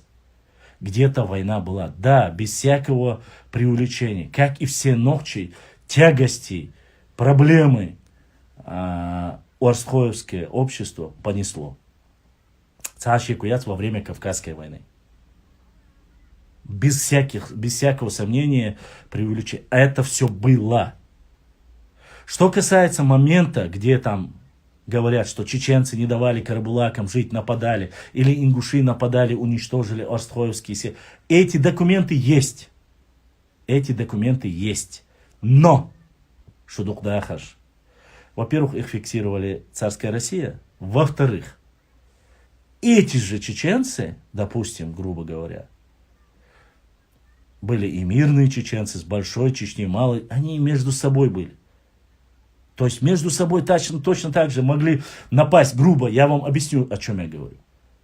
Там одна часть политически могла быть в гайтах, а другая часть политически могла быть в атагах. И гайтинцы нападали на атагинцев. Примерно, чтобы вам было понятно, о чем речь. Тут не было такого понятия. Преподносят в документах, как будто вот они, это одно общество могло напасть в другое общество. Но это не обозначает, что весь народ нападал на Карабул. Это неправда. Не нападал, потому что и эти ногчи, все один народ, чеченцы. Иначе в советское время уже переформатировали, сказали, не нравится это название, не нравятся ингуши, не нравятся чеченцы, или чеченцы не нравятся, ингуши не нравятся. А вот более обобщающее, более нейтральное, это войнах, давайте войнах. И те, которые якобы уехали в Турцию, в Сирии, которые живут, они говорят, мы войнахами себя называли. Не называли. Не называли, потому что нету. Хотя уехали в то время, предоставьте, где есть у вас документ, в турецких архивах, вас же приняли, вам дали села, вам дали земли, где записано, размещены войнахи с Кавказа. Нету таких документов. И все зависит от того, кто первый сегодня попадет на эту тему. То есть, если попадет первый ногчи, он будет рассказывать, говорить, что ногчи мадут ходишь, что шашанш, мадут чачанш, о, да. Если попадет ингуш, скажет, не, вы ингуши, потому что вы отдельно, ингуш будет свою тему. А если попадется тот, который говорит войнахи, не будьте ни чеченцами, ни ингушами, правильно говорить войнахи. Это каждый, кто первый попадет на этого человека. И об этом говорил Амир, который говорил, рассказывал, 10-11 лет он был, говорит, имамом мечети, где говорил всегда «Ой, цаам, думай, ночи» и так далее, чечены, один раз на месяц приехал домой, и после этого, как уехал, начал говорить, что мы отдельный народ. Вот это влияние. Вот это понимание.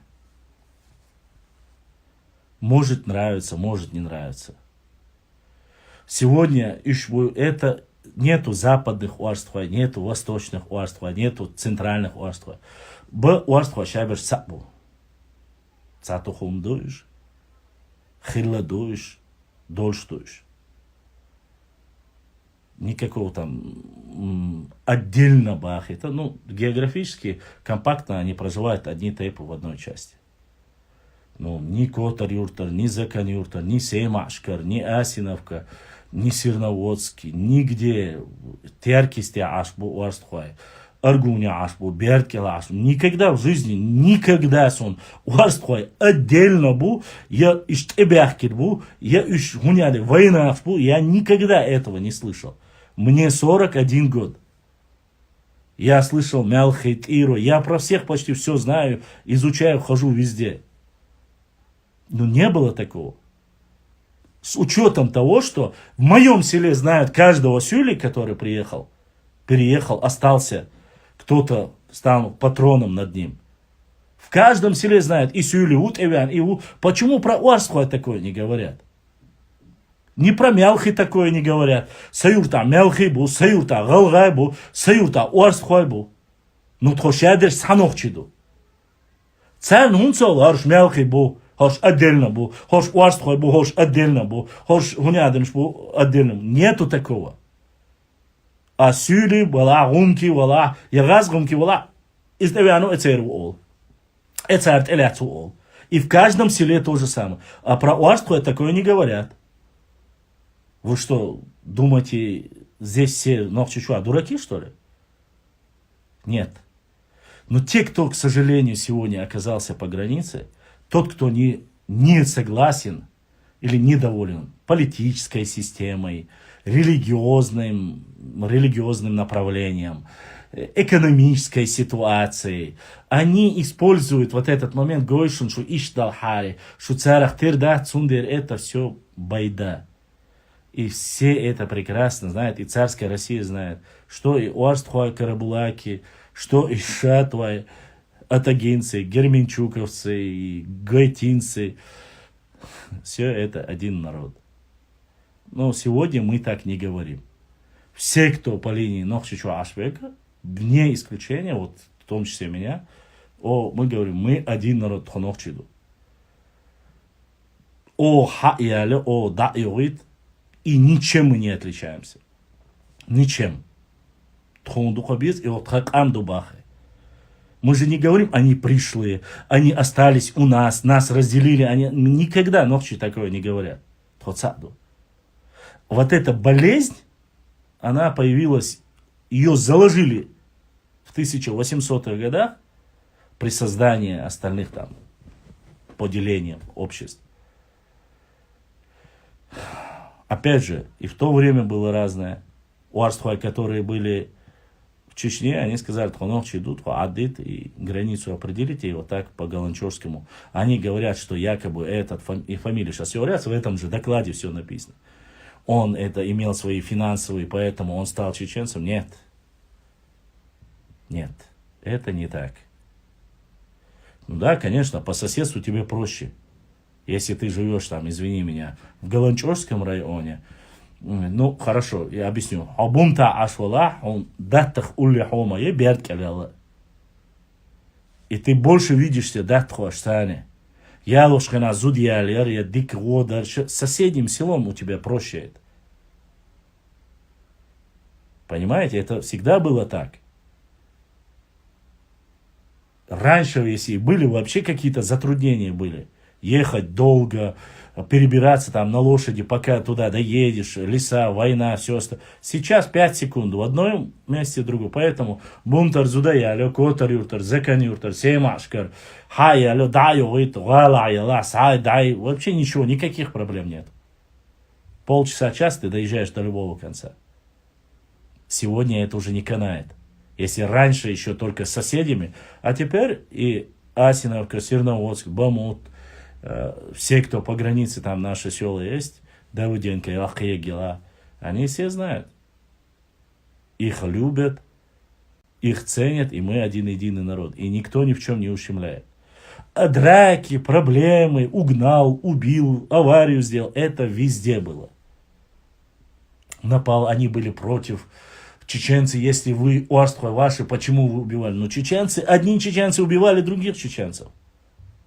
Во времена Ермолова.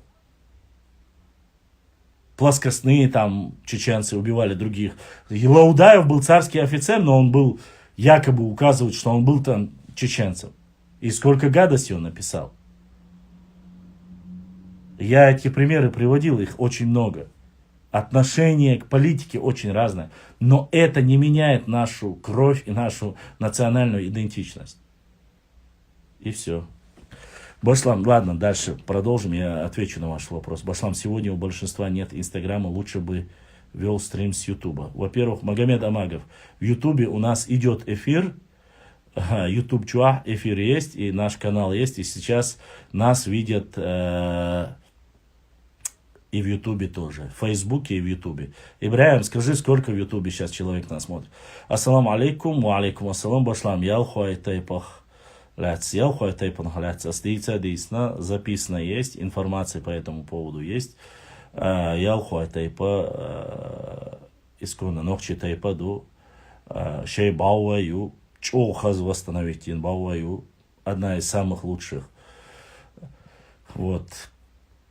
От разные две версии. Кто-то говорит, что по границе они охраняли. Первый, кто-то говорит Ялхуа, и название появилось у одного отца, было 6 сыновей, и они охраняли Нашху с той стороны, с восточной части, когда нас было мало. Там разные версии. Некоторые говорят, что они собирали налоги собирали. Ну, версии разные, но чтобы не было. Это сегодня не маленький тейп, великолепный, хороший, красивый, исконно ногчий тейп, большой тейп. Географическое расположение у них практически по всей территории Нохчичу, и везде они живут. Что можно, начиная от старой Сунжи, Теркисты, Амасара, Борш, будешь. Тейп в пределах, если я не ошибаюсь, где-то до 40 или 50 тысяч человек. Бу Ялхуай. Положение. А вот так, более конкретно, у меня написано есть, посмотрите в этом, в Инстаграме, надо, правда, пролистать, но там есть написано. Ассаламу алейкум, башламу алейкум, салам, как у вас дела? Шабзуху, альхамдулилля, мы живые, здоровые, огромная благодарность. Сестра наша Адыгейка, то, что вспомнила, зашла в эфир, рада видеть. Живые, здоровые, не знаю, но живые, по крайней мере. Мой народ как страдал. Как ты страдал, бля? Да, народ страдал. Дальше. Так, орствой. Так, вышла, нет. Нет, от слова орствой. Да, есть такое. Так, миллион первое. Типа своеобразный боевой полк, который собраны из всех, дали ему название Орства. Я правильно понял? Да, в основном да. Башлам, у моего тейпа гаплогруппы даже разные есть. Есть разговоры, что мы одной местности, но нет одного предка. Я знаю, братан, знаю. Башлам, миштвахо, хамдуй, альхамдулилля, ламбо дику, соук беркелар, Орствху. У вас тоже есть в селе Орствхай. По идентичности гаплогруппы Орствхай по J2 на расстоянии 900 лет. Цуантро имеет одного предка, и другие ДНК совпадают с чеченским тейпом Орству. Верно. Дух бой беркела Орствхай. Дик бу Орствхай. Башлам бюстик хюайл мершу юж массу дал уязил. Так, дальше. Я многие вопросы. Можешь сказать что-то про тейп Чунгруа? Что можно сказать про тейп Чунгруа? Чунгруай это... ну, блин, каждый раз повторяюсь. Чунгруай, ногчий тейп, исконно ногчий тейп. Было несколько сирений даже. Хуторов, правильно, Чунгруа, чей название уже. Близкие родственные тейпы Харачой, Чермой, Эльстаншхуай, Чунгруай. Вот название тейпа. Некоторые говорят о том, что они были лучники. По-разному говорят. Ну, военной кастой считается не маленький тейп Чунгруэ, в пределах 30-40 тысяч, это как минимум. Были свои найбы. Про них я еще не написал, про Чунгруэ, ну да, напишу. Каждый тейп отвлекаться не хочу, просто это занимает очень много времени. Больше вопросов как таковых нету. Я не слышу баса. Если у вас есть вопросы, задавайте вопросы, говорите, потому что, чтобы не было у нас, мы зря времени не терять. Ну, каждая копейка на счету, чтобы эти наши время драгоценное не терять. Задавайте вопросы, если у вас есть, если вас интересует что-либо. Мы продолжим. Вот.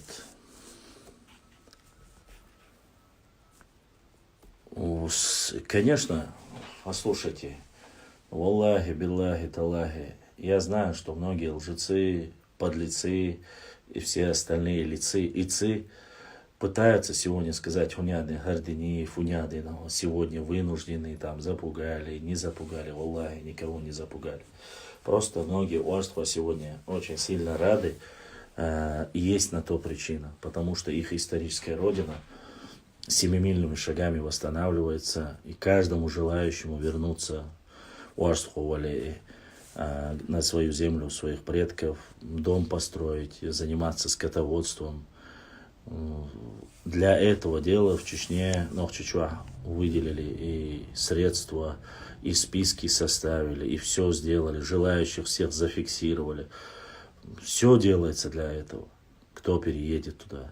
Разве это не великолепно? Сада, болит, не так просто сегодня разговоры пустословы, которые говорят «Тхайейт, хахирюй, ашняк, беленгазили, и о, хаяк, кридери, сандели, двасинждели, уаннур, якарят». Цанна дейк, нохчичу, якнаят, якарят. Цац болчан, муаттамят, чаш якарю. Но нохчик ам дин мелду якарят, а нохчик ам шадик цаду. Дин мелду, по крайней мере. Пускай каждый живет и занимается своим огородом. Лезть в чужой огород, потому что ты хочешь за счет этого как-то что-то сделать себе, это неправильно. Соли миловали, сон вишмадати, сол муати тига Сусай юрта я сайдо, экшбиет халавана тига айчани улсу. Ну, мы говорим о понятии родина. У нас одна родина. Нохчичуаю, нохчичу адитиез. Если переиграем, заберем, хуняды, погори, вожи, по шариату. Поэтому пока эти разговоры идут, Нохчи тоже не успокоится.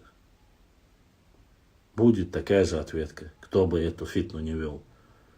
Если будут говорить там, ну не забывайте, сотни, ну, где 500 тысяч и где 1,5. В 3 раза больше. Сегодня все стало быстрее намного. Все стало быстрее.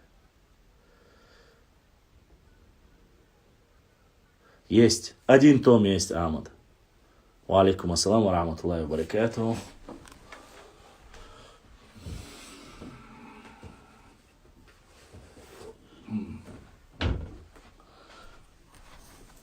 Ахмад.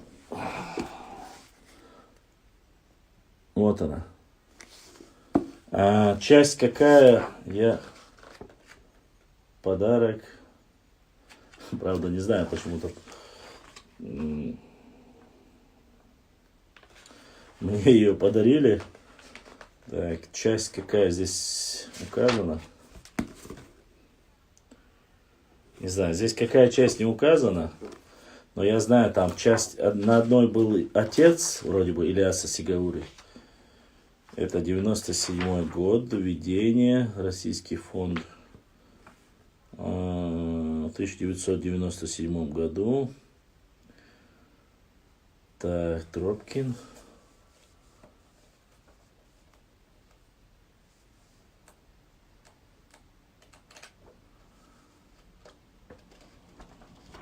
Книга есть, Ахмад. Книга есть, вот один из томов. Я не знаю, какой из них. Так, Терские ведомости, номер 75 тысяч. Здесь это...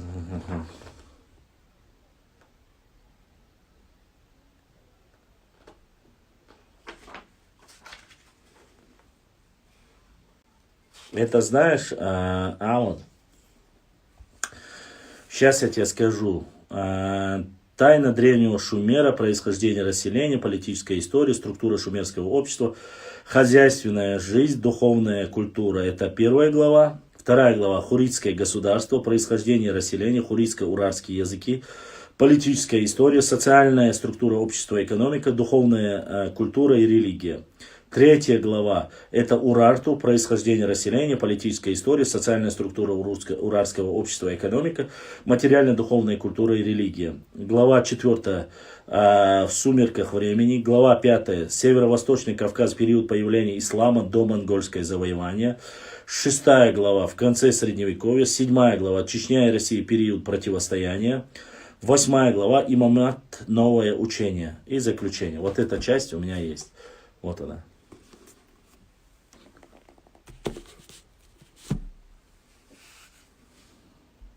Так, насчет книги я ответил Амбо. Если по шариату придется начать 1770. Ну, там много моментов. Просто по шариату, когда приехали, тоже приезжайте, решайте. Никто не приехал. Факт зафиксирован, документально зафиксирован, исторически зафиксирован. А там уже, конечно, говорите, что хотите. Ассаламу алейкум, брат. Кумыки, которые живут в Чечне, коренные или нет? Ва алейкум салам. Понятие коренные или кумыки, которые живут в Чечне, это как можно? Что для тебя имеется в виду коренные? Конечно же, не коренные. Сегодня они уже считаются коренные, потому что здесь последние, 200-300 лет осели и живут здесь. Если ты имеешь в виду так, да. А так, конечно же, нет. К сожалению или к радости, можно говорить о нашем родстве, соседстве, братстве, все можно говорить. Но они не коренные. Не может быть на нашей земле коренных народов, и это когда это сегодня, это немножко исторически, если ты говоришь исторически, они не коренные. Как республика и проживающие здесь кумыки, граждане Чеченской республики, они коренными считаются. Это не кумыки дагестанские, это не кумыки осетинские, это, которые живут там. Кизилюрте, Моздоке и так далее и тому подобное. И не дагестанские кумыки. Это нохчи кумыки, которые проживают здесь. У них больше родства, больше культурное наследие и взаимоотношения. Оно настолько совпадает с нашим, уже стали одним единым целым фактически. Но их не так много. Всех кумыков вместе взятые. По последним спискам я смотрел, их в пределах то ли 8 тысяч, то ли до 7-8 тысяч. То есть это даже самый маленький чеченский тейп, и то может быть больше. Больше их нету. Считается, что их нету. Опять же, исторически и политически это разные понятия. Исторически они нет. Почему? Потому что исторически эти земли не могли им принадлежать.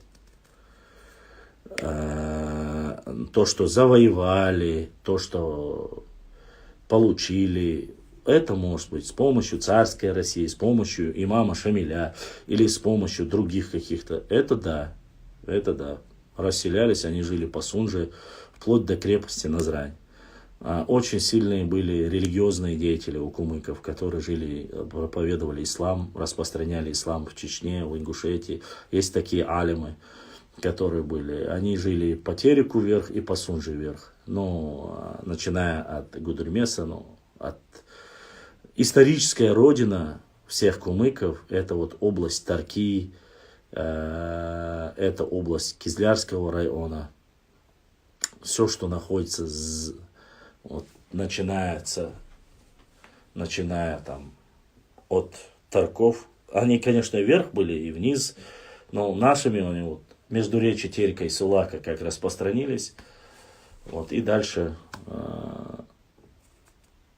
по селам, дислокациям, расположения. В Чечне два села, которые фактически считаются полностью, ну, не все, конечно, считаются кумыкскими, а так в Гудермесе они есть, количество определенное. Ну, в Грозном дальше небольшое количество, но есть. Так что, ну, как тебе объяснить? Это тоже горная местность, а кумыки в горах не жили. Как они могут быть тогда коренными? Коренные народы или тейпы, или общества, это те, которые имеют свою родовую гору. Они имеют свое село и так далее и тому подобное. А так, кумыки завоеватели, они завоевывали, каким там, с кем они пришли. Были они гуннами, были они кемерийцами, были они в татаро-монгольской армии, или где они бы не были. Были они раньше пришли в хазарском каганате. Без разницы, но они пришли. 1000 лет тому назад пришли они, или 200 лет тому назад пришли они. Они завоевали, они пришли, они осели, и сегодня это фактически коренной народ Кавказа. И многие советские ученые тоже пишут, что они... Но это кочевые племена, понимаете? Кочевые племена фактически как таковой на Кавказе, ну, были, допустим, сарматы. Что осталось от сарматов? Кто-то говорит, что мы сарматы, кто-то говорит, что мы там и так далее. А в реальности ничего не осталось. Кумыки это небольшой народ, к сожалению, сегодня. В свое время у кумыков была очень большая власть. В свое время. Я бы сказал так, по-разному. Разные времена по-разному. Но сила у них была. Я не знаю почему, но сегодня среди титулованных народов, даже Дагестана, кумыки, по количеству и по статистическим данным я говорю, их не так много. Но имеется в виду по сравнению с тем, что могло быть. И по территории, ну, не знаю, почему так происходит. Может, потому что разошлись, может, потому что... Ну, по сравнению с нагайцами, конечно, намного больше. Так что, вот как-то так ситуация. Я говорю по истории. Конечно, есть некоторые там, и у вас там нарнийцы, и у нас тоже есть они, которые говорят, что мы там, вы нам платили дань, там, вы там наши... Ну да, шамхалы были здесь, получили наделы земли и все остальное. Но вот, к сожалению, назвать их автохтонами исторически нет.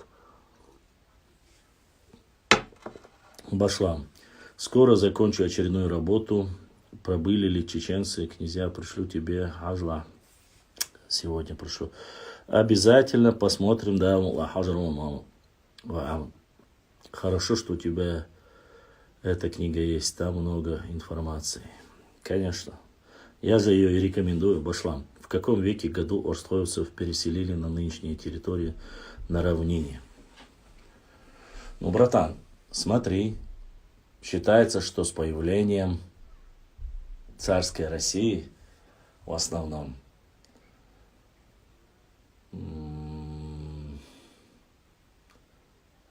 я думаю, что появление их на равнине ближе начала 18 века, предположительно, где-то так. Наверное, с начала 18 века. Хотя русские появились в этой области. Ну, смотрите, 1830-е годы. Эта часть земли, которая сегодня под орстхоевцами в основном, она принадлежала кабардинцам, ну, адыгам. Адыги были. Есть некоторые разговоры, что якобы там в 14 веке проживали какие-то воины, я не знаю, там, Создуны сегодня рассказывают разные версии, но никакой информации, никаких доказательств этому нету. Есть какие-то высказывания, якобы сожгли кабаки, там, адыги, там, получили при помощи Ивана Грозного, это 16 век получается у нас, да? Что якобы кабардинцы, адыги, те же самые, поясняют, что якобы они с помощью там стрельцов Ивана Грозного вместе сожгли там кабаки, и якобы там жили наши. Это все наши, что это были наши, или что сожгли, и что там что-либо было, доказательств никаких нету. Возможно, там же, я не отрицаю, что жили. Опять же, каковы доказательства того, что это были наши земли. Во-первых. Во-вторых, когда они были наши? До прихода татаро-монгол или когда вы имеете в виду? Во время Аланского царства? Но если так судить, извините меня, до земель адыгов, имеется в виду горной части, где существовало Аланское царство, все это называть нашим, это немножко неправильно. Понимаете? И кто-то задонатил. Брат Казбек задонатил. Казбек дал Саадуэл, дал Дукуахуэл, огромная благодарность за поддержку, за донат, который прислал наш брат Казбек. А доказательств никаких нету, что именно наши. Да и плюс ко всему, нагайцы там тоже были. После, я уже говорю, Золотая Орда, Аланское царство, Хазарский каганат, да, в принципе. Это земли, это предгорье. Это место пути, шелкового пути. Это значит золотое место, где всегда можно наживиться или можно подсидеть или сделать что угодно. Поэтому говорить о том, что я без разницы. Но факт, что в горной все знают, что уастхойцы это как раз таки, которые защищали Черные горы, это предгорье.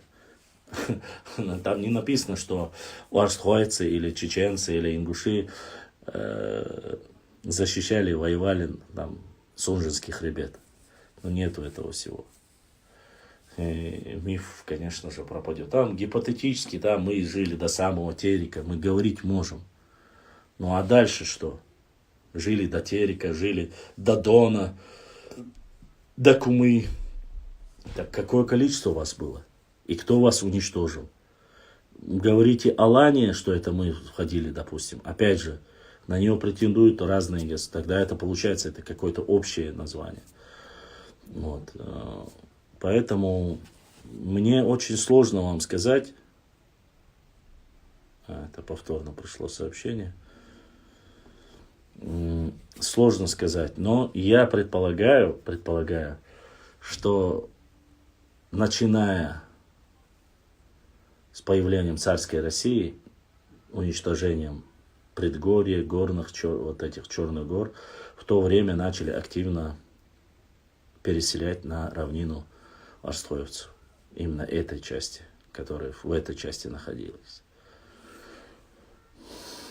Ничем, на чем основаны жалобы ингушей, которые говорят, что перед событиями 92 года чеченцы заверили осетинов о нейтралитете и братской дружбе. Буршк. Ну, я, честно сказать, они говорят о встрече Дудаева. Там, я, честно сказать, не видел никаких подтверждений данного документа. Опять же, я думаю, они основаны на том заявлении в то время Дудаева, который говорил, что мы Чечня, мы независимое государство, и если будут какие-то разборки между якобы другими субъектами, это нас не касается, поскольку мы отдельный субъект и так далее и тому подобное. А вы решаете сами внутри России. И Ингушетия – это часть России, и Осетия – это часть России. Мы вмешиваться не будем. Но это официальное якобы заявление для того, чтобы...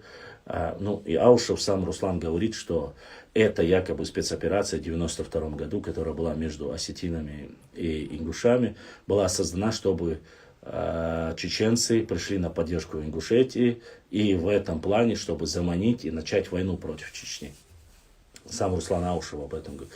Но на эти провокации Дудаев якобы не поддался. Чтобы не поддаться, он должен был сказать, что он не задействует. не задействована чеченская регулярная армия в этом, и не задействована в этом конфликте. Конечно же, вне всякого исключения, мы знаем и публиковали, и говорили, и сами российские СМИ говорили об этом, что чеченские боевики помогали своим братьям-ингушам. И достаточно информации об этом есть. Есть и живые свидетели, которые были там. Они лично сами связывались, докуда они дошли, с кем, как происходило. Многие вещи. Но это, как говорится, сегодня там где-то он живет в Европе или рассказывает видео. Даже сами ингуши рассказывали о том, что были там ночи. Это совсем другое. Я думаю, что вот это заявление политическое, которое было сделано Дудаевым, восприняли о том, что договор был между Осетией и Чечней, что они будут придерживаться нейтралитета и не будут помогать. Кстати, блогеры осетинские тоже об этом говорили, что Дудаев там в какой-то встрече обещал и сказал, что не будет, заверил, что не будет там заниматься, то есть помогать в военных действиях. Ну, есть живые очевидцы, которые говорят, что он сказал только одно: не участвовать официально в регулярных, то есть в регулярной армии и в военной форме официально, то есть там свои нюансы. Не знаю, насколько это правда, но люди так говорят. Те, которые еще в то время остались живыми, говорят, что форм ништир, хейц, поменять форму, кто хочет, может. У каждого есть желание. Если он хочет, может помочь. Если не хочет, то никаких направлений именно нету. Это то же самое, что и было в Абхазии. Опять же, в Абхазии, во всем этом конфликте, и в котором там злой грузин и все остальные рассказывали о 6 тысячах чеченцах, о 2000 чеченцев. На самом деле в этой войне абхазской, грузино-абхазской войне участвовало максимум, насколько я слышал, самое большое количество, это то ли 200 человек, то ли 68, вот от 68 до 200 человек. Некоторые говорят даже 57. Все, больше не было даже в грузинской войне. А разговоры уже те, которые рассказывают специально, чтобы стравить грузин и чеченцев, рассказывали о том, что там было 1000 человек, 5000 человек, 7000 человек в войне. Нету никакого доказательства. И сами абхазы это знают, что не было там и 10 тысяч, и 5000 не было. Ну, разговоры ведутся. Видать, у страха великие глаза, или кто-то специально стравливает кавказские народы, может, поэтому сказал. Не знаю. Аллаху алям. Ну, что их не было, однозначно вот так. И имел в виду, в результате разных разделений на некоторые чеченские земли остались не Чечни, так и некоторые дагестанские земли там остались, так чисто для информации. Но я тебе сказал по поводу ареала расселения до сих пор, вот мы спорим, и историки доказывают, говорят, что междуречье Терека и Сулака, вот этой области жили 50 на 50. И ногчи жили, и кумыки жили определенное время. До кумыков, что там были только ногчи, считается. Ну, наши, как бы, старый полевой материал говорит о том, что до прихода Султанмута вообще за Сулаком только жили кумыки. Когда перешел Султанмут, ему помогли, поддержали, и уже дальше. Опять же, я говорю, это полевой материал. Доказательств этому нету. Но то, что во времена Ермолова уже все чеченцы оттуда отброшены и загнаны в пределах, даже не в таких больших, а в пределах Ауха, который сегодня существует, это вот версия есть. Опять же, эта работа должны делать историки, проверять, смотреть. Доказательства разные. Есть очень хорошие взаимоотношения с кумыками у ногчи народа, есть более холодные. Воевали ли кумыки вместе с чеченцами? Да. Тому пример во время войны шейха Мансура, восстания, да, и первого имама Кавказа, огромное количество кумыков поддерживало шейха Мансура. Регулярные войска кумыков, так называть, если можно. Но после Кизлярского проекта, провала Кизлярского или Моздокского, кажется, уже кумыки отошли. Плохие отношения. Плохие отношения, ну как понять плохие? Во времена Ермолова, ладно, не будем туда углубляться, но были и хорошие, и плохие. Среди хороших во время депортации очень хорошо отнеслись, особенно чеченские кумыки. После возвращения с депортации в некоторых случаях хорошо отнеслись. Есть момент. Хорошего больше все-таки, чем плохого. С кумыками у чеченцев. Дальше. И Кавказец вати эрен камялда цадиез церц. Вот. Дальше. Башлам. Асьелла книги ахпайт бейлери. Нуах. Мюхкинчкери. Нуах.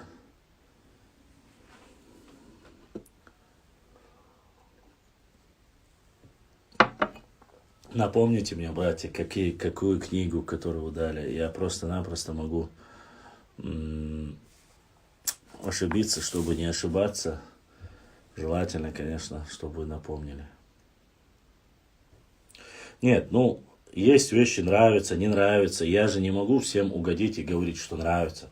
Мы говорим об истории, мы не говорим о политическом. Вот вы почему-то, когда я начинаю говорить про историю, это было не так, это попахивает. Да нету здесь ни нацизма, ни политических. Вы спрашиваете про историю, не забывайте, что это было когда-то.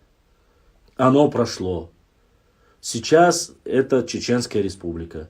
Это субъект Российской Федерации. Здесь живут разные национальности. Да, оно считается многонациональным де юре, де факто. Де юре. Де-факто здесь проживают 96,6% проживают нохчи. И как и должно быть, это национальная республика, это нохчи, что?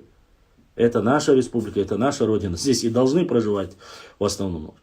Те, которые к нам хорошо относятся, работают честно в разных сферах, приезжают, живут, и никаких проблем нету. Нету запрета, это не противозаконно, никто. Просто многие, кто не может вытерпеть там наш менталитет, наши обычаи, хорошие, неплохие, приезжают, уезжают. Кто хочет, может уехать в Дагестан, кто хочет, может в Осетию, Ингушетию. Куда хотите, уезжайте. Никто вас не держит, никто вас не прогоняет. Хотите, оставайтесь, не хотите, уезжайте. Если вы живете хорошо, достойно среди общего народа, никто вам не мешает. Политическое убежище на нашей родине получали всегда. Всегда получали. Как бы тяжело не было нашему народу, как мы бы в Нашхе не были, с Нашхе потихоньку мы не начали спускаться, наша вся плоскостная территория была занята. Подселили здесь, конечно, были здесь, и Сюлю подселили сюда, и Гумки поселили сюда, потому что свято место пусто не бывает. С помощью царской России они это сделали? Да, с помощью царской России. До прихода царской России, с помощью кого? До прихода царской России, это с помощью, допустим, татаро-монгол. Все. Дальше что? Дальше монгольская армия первая пришла, потом татаро-монголы пришли, тимуровские, я имею в виду. И народные захватчики, кто бы сюда ни приходил, они оставляли свои гарнизоны. Или нужно было их убивать, нам друг друга убивать, или они пытались как-то ассимилировать и осесть здесь. То же самое произошло, кто пришел. Остались после татаро-монголов, остались там после этих терские казаки, пришли, остались. Поэтому на Уре и в других местах есть. Пришли нагайцы сюда, нагайцы остались. Но нагайцы, ладно, за териком, в основном это их стихия, они кочевники, они воины. В свое время просто от одного их вида, люди, извините меня, мочились. Сегодня их очень мало, их вообще нисколько не осталось. И сегодня многие сам себя ведут ацуц. В свое время Нагайская Орда была одной из самых боевых единиц. И они сотрясали землю, начиная от Каспийского моря, заканчивая Пятигорьем. Стоит отдать должное. Да, их уничтожили, да, их сократили. Да, они растворились, их очень мало осталось. Как и в принципе калмыков. Сегодня посмотрите, сколько калмыков, сколько нохчи. Могли бы эти калмыки, допустим, сегодня, опять же, гипотетические вещи, сегодня, как рассказывают во времена Петра Первого, пойти в Чечню, завоевать какие-то земли? Нет, не смогли бы. И добраться бы им не дали. Потому что нохчи уже адаптированы ко всем этим условиям. А в то время мы умели в основном воевать в горной части, горно-лесистой части. То сейчас уже и плоскостные территории для нас стали уже, после 20 лет последней войны стали, никакой проблемы нету.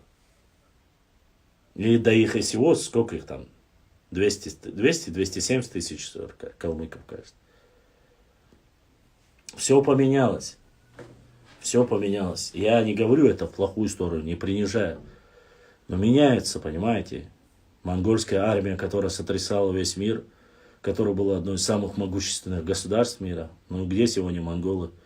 И что они имеют? Вот и все.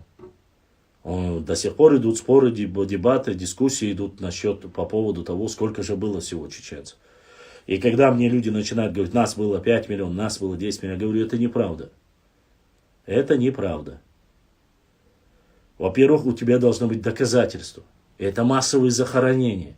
Это огромное количество надгробных, там, каких бы ни было захоронений, подземных склепов и так далее. И тому подобное. Но нету их такого количества здесь. Нет. Не могло быть 5 миллионов.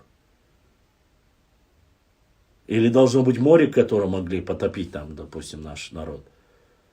Или что-либо. У нас есть горные склепы, да, но далее вы не забывайте, что территория была немножко иная. Это как сегодня плодородных земель плоскостных не было, были густые леса. Мы же говорим, что до Шатоя, до старых Атагов добраться было невозможно. До Чечен-Аула добраться было невозможно со стороны Грозного. Были густые леса. Это во время царской России прорубили. И когда загнали после Тамерлана, Хромова, остались небольшая кучка, там, грубо говоря, 10, 15, может 20% ногчи остались в Носхе, в Шатое, в Итумкале, вот попрятались в горах. Кто занял их землю? Кочевые племена. С одной стороны адыги, адыгские князья, беки. С другой стороны кумыкские шамхалы. С третьей стороны уже начали потихоньку спускаться сюли. Может сюли, может анды, может по-разному. 100 тысяч калмыков. Хорошо.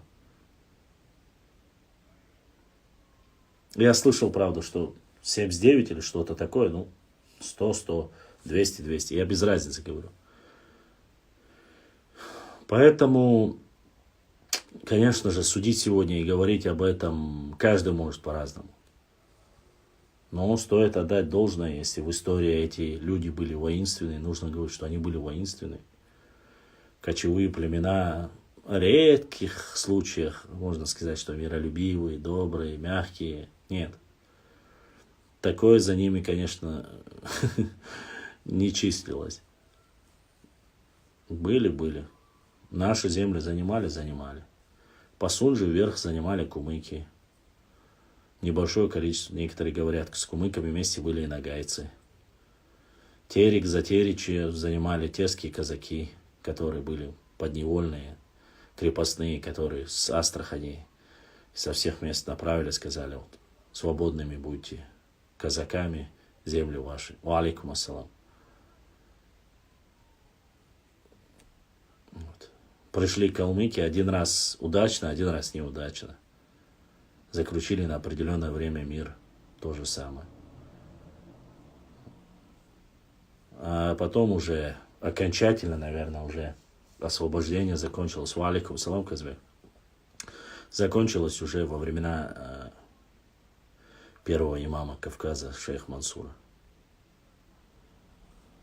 Поэтому нравится нам, не нравится нам история, мы должны прекрасно понимать. Вот эта книга, которую я вам сегодня начал зачитывать, и я частично читаю вам про кестинцев, которые проживали. Вы посмотрите. Оказывается, огромное количество со времен Парнаваза и заканчивая там, наверное, закончилась эта вторая война, чеченская кампания. В Грузии всегда, в Грузию уходили часть чеченцев.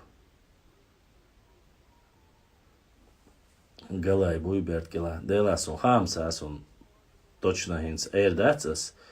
Сун айетря бармячамуса. Хуай, галай, хакмадвай, цорвай, мержвай, мушхвай. Тейп, на что у нас ющтеш? Гала тейп. Так. Вот они были. И самое интересное, я знаю, что многие ингуши там говорят у меня там что-то, что у меня ненависть и так далее. Цапючучнах бутига, но садевище зуд галайер. Гешлайц у него чуз. Штен ночи был. Поэтому такая вот непонятка. Многие говорят, встретились Галай Ингушиба и Галай чеченцы. Надеюсь, все мирно закончилось, Казбек. Вот такие вот вещи, господа хорошие.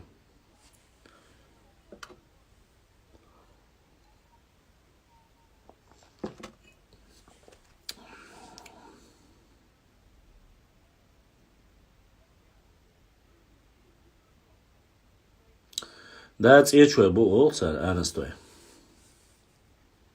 Беркелар ба, а настой был. Сумцаам точно, Беркелар, а настой был. Беркел, со Беркелар даван, со Беркелар ашва с духаню. Но садей хабели уштю. Но я уехал оттуда в 2003 году я уехал. Кажется, да, в 2003 или 2004 году я уехал. В 2004 году я уехал. Уже почти 20 лет, но после этого село стало намного больше. Знаешь, Галай чеченец возмутился, что есть Галай ингуши в целом мирно.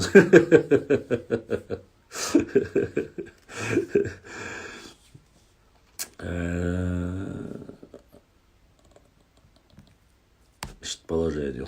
Защищу уголай. Но не будем сейчас делать что-либо плохое, говорить. Но Галай красавчик шпубадыдич. Сонч одух безиш. Само не забрич обу. Достойный хуон хуайбу.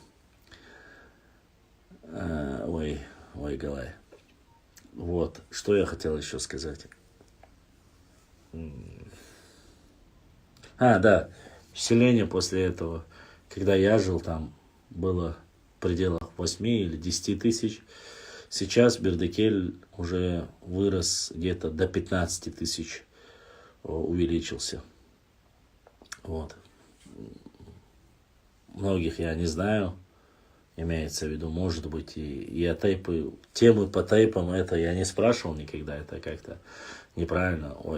Мы знаем, кто такие Нохчи, и Нохчи, никаких претензий не было. Подошли Мелхи и поставили точку все мы чеченцы. Мелхи Андрбу. Красавчик. Мелхи будет? Мелхи. Бислата и Сумов. Ассаламу алейкум, алейкум асхаб. Пайди хумдуч мэтта мак эзиг. Цана қиет. Беслан, дайла хумбадик дислах. Я уже устал об этом говорить. Я каждый раз прошу, говорю, собирайте побольше наших оуштвоиш. Будет много о чем поговорить, много чего рассказать. Но, к сожалению, если ты не бомбита, если ты не разыгрываешь Мерседес и айфоны, к сожалению, народ такой более начитанный, грамотный, который переживает, болеет за свой народ. Я не знаю, солнца уже. Если хайповать, если сейчас кто-нибудь зайдет, допустим, Сюли Вала, я Галгай Вала, я Хири Вала, я Гайбертло Вала, я Галгайский Вала, кто бы ни зашел, если идет какая-то стычка жесткая, ты начинаешь материться, там, шуметь. Вот хайповую тему, если ты поднимаешь, сразу забегают 50, 60, 100, 200 здесь, в Ютубе, везде набегают. Ну, если ты говоришь о каких-то вещах таких, но, как говорится, мы начали говорить, мы начали об этом рассуждать, сунуться. Я не знаю, что. Может быть, реально для заманухи нужно было бы там какие-то конкурсы проводить, что-то. Ну, видишь, разыгрывать, что я могу разыграть? Я могу книгу разыграть, я могу что-нибудь такое разыграть. Ну, а кому она нужна? Никому. На более таким старлеем, да. А что остальное, я не знаю.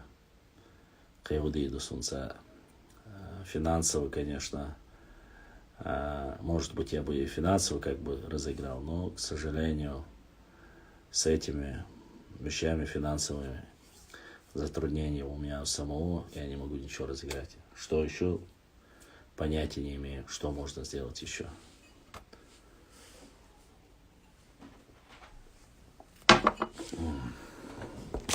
Я помню,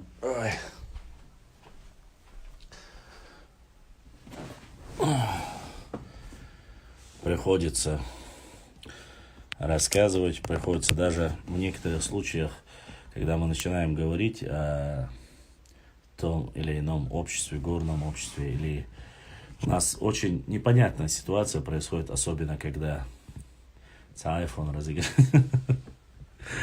Галаю, я моя это разыграть, и ребят, до того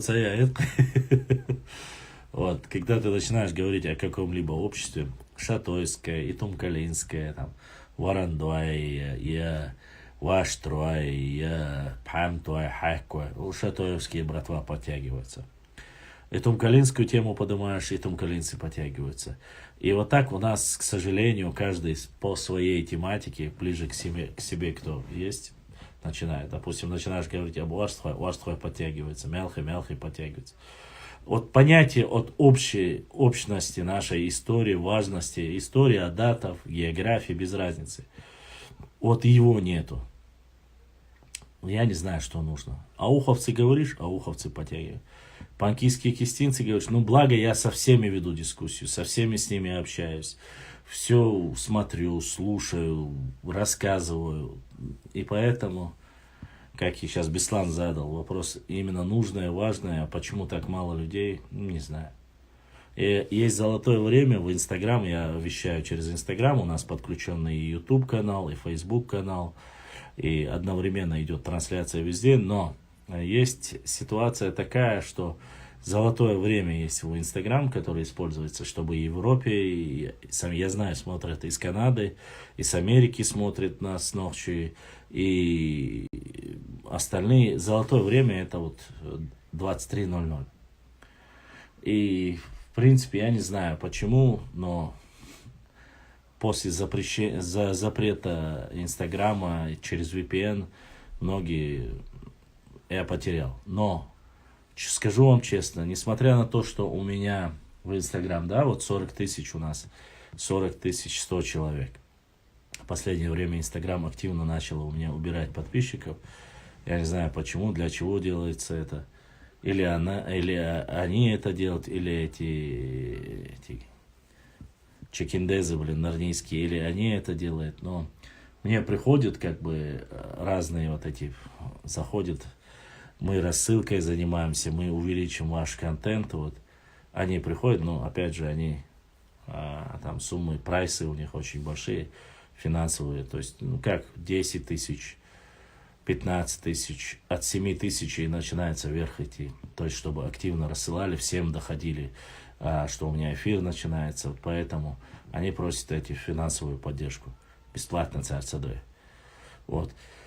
Что я хотел сказать? Вот 40 100, вот я в прошлом месяце, январе месяце, у нас 40 тысяч подписчиков. Когда я смотрел охват, за неделю просмотров 40 тысяч аудитории у нас было где-то 80 или 90 тысяч. 90 тысяч человек просмотрели наш аккаунт, наши новости, просмотрели. 90 тысяч человек. Это огромная армия. Но, я не знаю, может быть, я рекламу не делаю, может быть, из-за этого мало людей, которые подписываются, а может, кто-то подписывается или отписывается. Какие-то такие темы, походу. Башлам, есть вариант собрать высказывания об Узуртанову про наших национальных героев. Он оскорбил их всех до единого. Необходимо собрать его высказывание. Да, ты можешь зайти, посмотреть его на любом его канале. На его канале посмотри, было много чего, что он сказал. Почти про всех, да. Да, никаких сомнений нет. Где он хвалил, там, высказывался, высокопарные слова говорил о Ермолове, то есть чуть ли не он там такой красавчик. И есть те, которые оскорблял. Ну, у него то ли шизофрения, то ли что, я не знаю, на подсознание. Ну, не может он просто не говорить. Если не скажет что-то про чеченцев, то кто его будет смотреть? Никто. Вот. Собирать его высказывания или заниматься им, мне дела нету до него, честно сказать. И кто бы ни приходил ко мне, кто бы ни приходил из Ингушей, соседнего региона, там, где он проживет, все говорят, он больной, он там, у него желтая карточка, что он такой, он сякой, его никто не смотрит, его ингуши ни во что не ставят. Зачем, если они не собирают ничего, зачем мне это нужно? Может, есть ресурс, где это собрано, что не копаться его. Я не знаю, Казбек. Я не знаю. Я уже и не занимаюсь ни им, ни кем-либо другим. Сейчас, некоторые его высказывания, когда мне присылают, я опровергаю, поскольку он болтун, балаболит и не больше. А так мне дела, честно сказать, нету.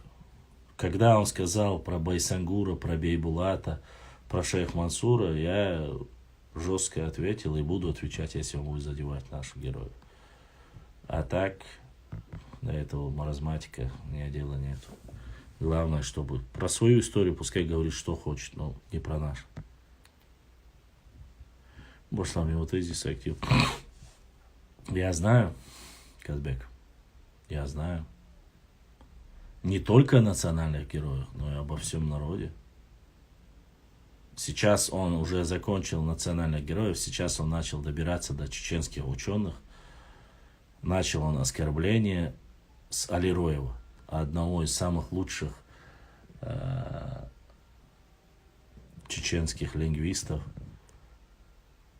докторов, профессоров, академиков, называйте как хотите, любые звания для Алироева это будет мало. Потому что это Халид Ашаев и Алироев, и Ахмад Сулейманов. Это наше все, это наша гордость. А какой-то неуч, я не знаю, 2 класса от горшка 2 вершка будет сегодня осуждать, оскорблять тех даже, кого не было в живых. Молчат. А Гаирбекова, он как он оскорблял, это просто не писано. Гаирбекова все они оскорбляли. Все до единого, все остальные, кто там начинает. Ну, я не знаю, честно сказать, уголовное ли дело или нет. Я хочу тебе одно сказать. Проблема в том, что его, кажется, привлекали уже административка. Уголовное дело не заводили, но административка он там, я помню, везде тряс, говорил, что он не знал, что это за книга Абадиева, которую он брал в руках, он ее не читал, он просто сказал. Вроде привлекали. Ну, я так понял, что, честно сказать, смысл того, что уголовное дело завести или что-либо делать о нем, сами власти за него браться не хотят, походу. Может, я ошибаюсь, не знаю. Я всегда поэтому пытаюсь, валлахи, честно, даже когда заходят и начинают меня спрашивать что-то про соседние регионы, я говорю, мне не интересно, пожалуйста, идите там, спросите у них. Вот. Про Остхуай, там, про кого-то из наших спрашивают, я отвечаю.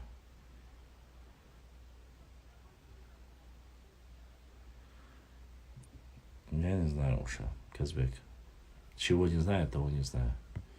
У меня столько материала, столько работы по нашей истории, начиная от гор, национальных героев. И просто времени не бывает на него. Велика честь, чтобы обращать на него внимание. Я понимаю, я знаю, что нужно, я знаю все остальное, но, опять же, как сказал один, говорит, говорит, докатился Башлам, говорит, до уровня Бузуртанова, что начал ему отвечать. Я не докатился до уровня Бузуртанова. и я его не начал как бы цитировать. Я отвечаю на наглую ложь его, которая оскорбляет, унижает мой народ и наших национальных героев. Ты исследователь, если да, ты не историк, ты не ученый. И твой регион это Ингушетия, да? Не нужно тебе лезть к чеченцам. Не нужно. Не нужно тебе лезть там, я не знаю, к соседним народам остальным. Ты говоришь, что ты самый древний, да. Пожалуйста, занимайся только своим. Оставь остальных в покое. Оставь остальных в покое, они сами как-нибудь разберутся, сделают что-нибудь со своей историей, будут у них и свои внутренние рассказчики. Но тебе лезть туда не обязательно.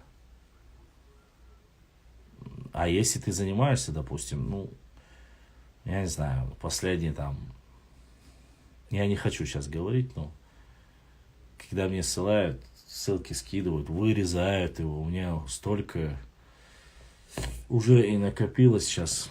Ну, смотри, одна классика, где это? Так, вот одно из последних, что я сохранил, что мне прислали. Так. Я в основном его всех удалил, его материалы. Ну чего, Антиш, во. Или я все удалил уже. Такие смешные, вот.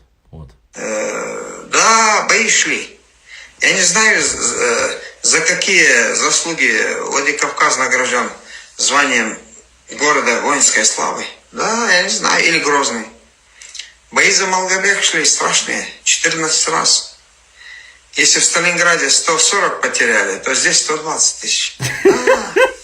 Да, бои шли. Я не знаю, за какие заслуги. Я просто, мой шок в шоке. Вот как можно было сравнить со всем уважением? Он, может, не знает, но в то время Малгобек был городом Чечено-Ингушетии. Он не был ингушским городом. Он не был таким. В то время он не был Ингушетией. Это после, уже в 90-х годов он стал ингушским.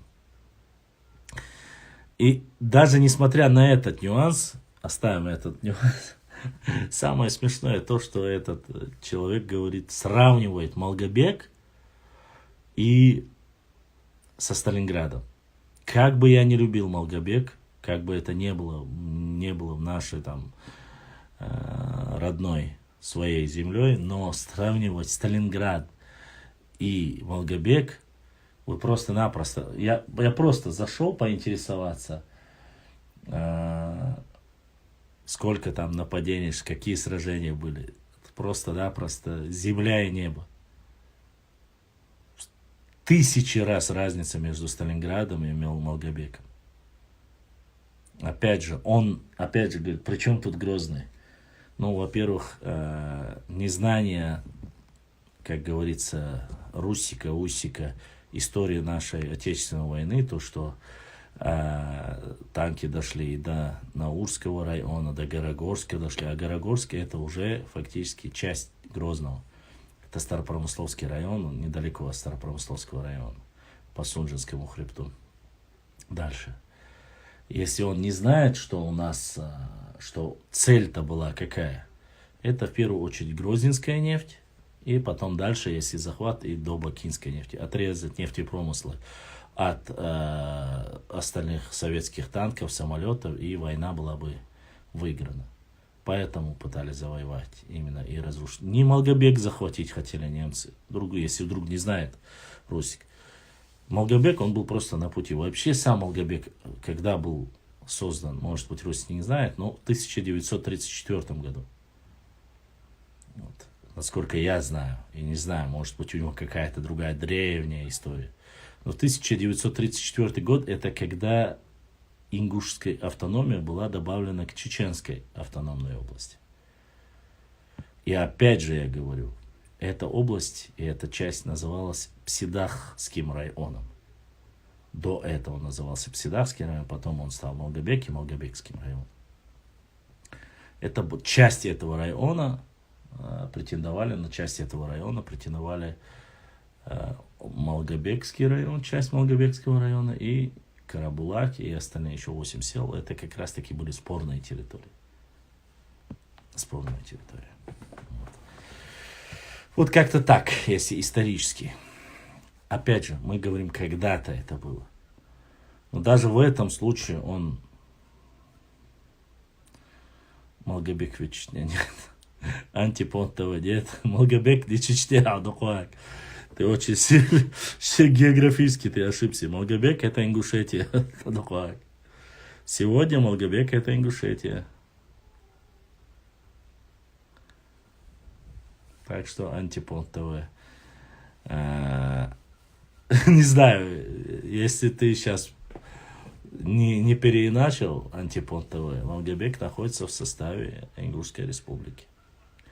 Малгобек, Троицкая, там Вежри-Юртю или Аки-Юртю, как он нам называется еще, путаю вечно. Так, входит в состав Вознесеновская, кажется, да? Вознесеновская, да, Вознесеновская. Вот они входят в состав Ингушетии. И что нужно? Есть у вас вопросы еще? Шухатташ да наважла плоду, хатташ да цаха. Абсолютно правильно. Абсолютно правильно. А почему?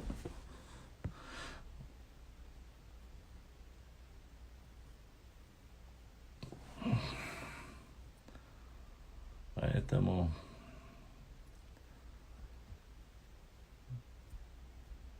там все, кто погибли, все, кто там записан, посмотрите, вы увидите сами.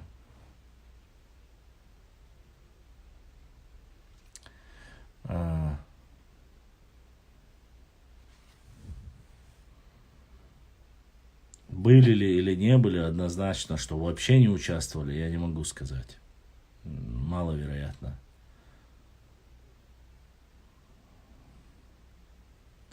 Ну, видите, Русику не нравится то, что дали героя там, Владикавказу.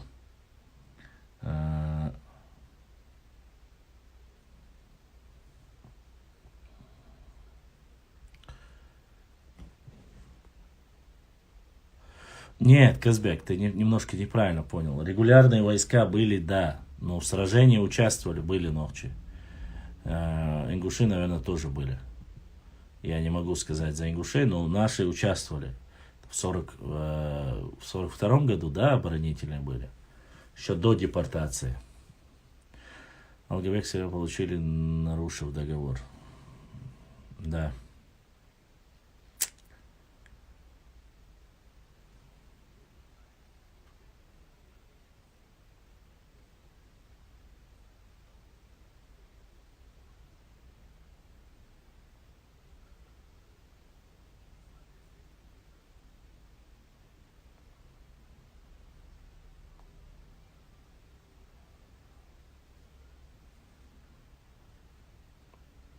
Вот.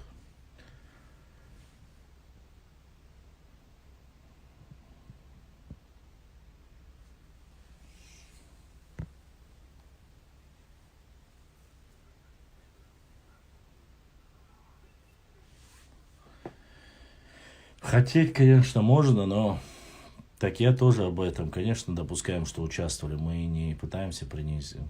Нет, я поэтому говорю, с какого там, с 1 по 28 сентября 1942 года была, кажется, Малгобекская экспедиция, да? Защита Малгобекского редута или экспедиция, как угодно. Вот, это было тогда, а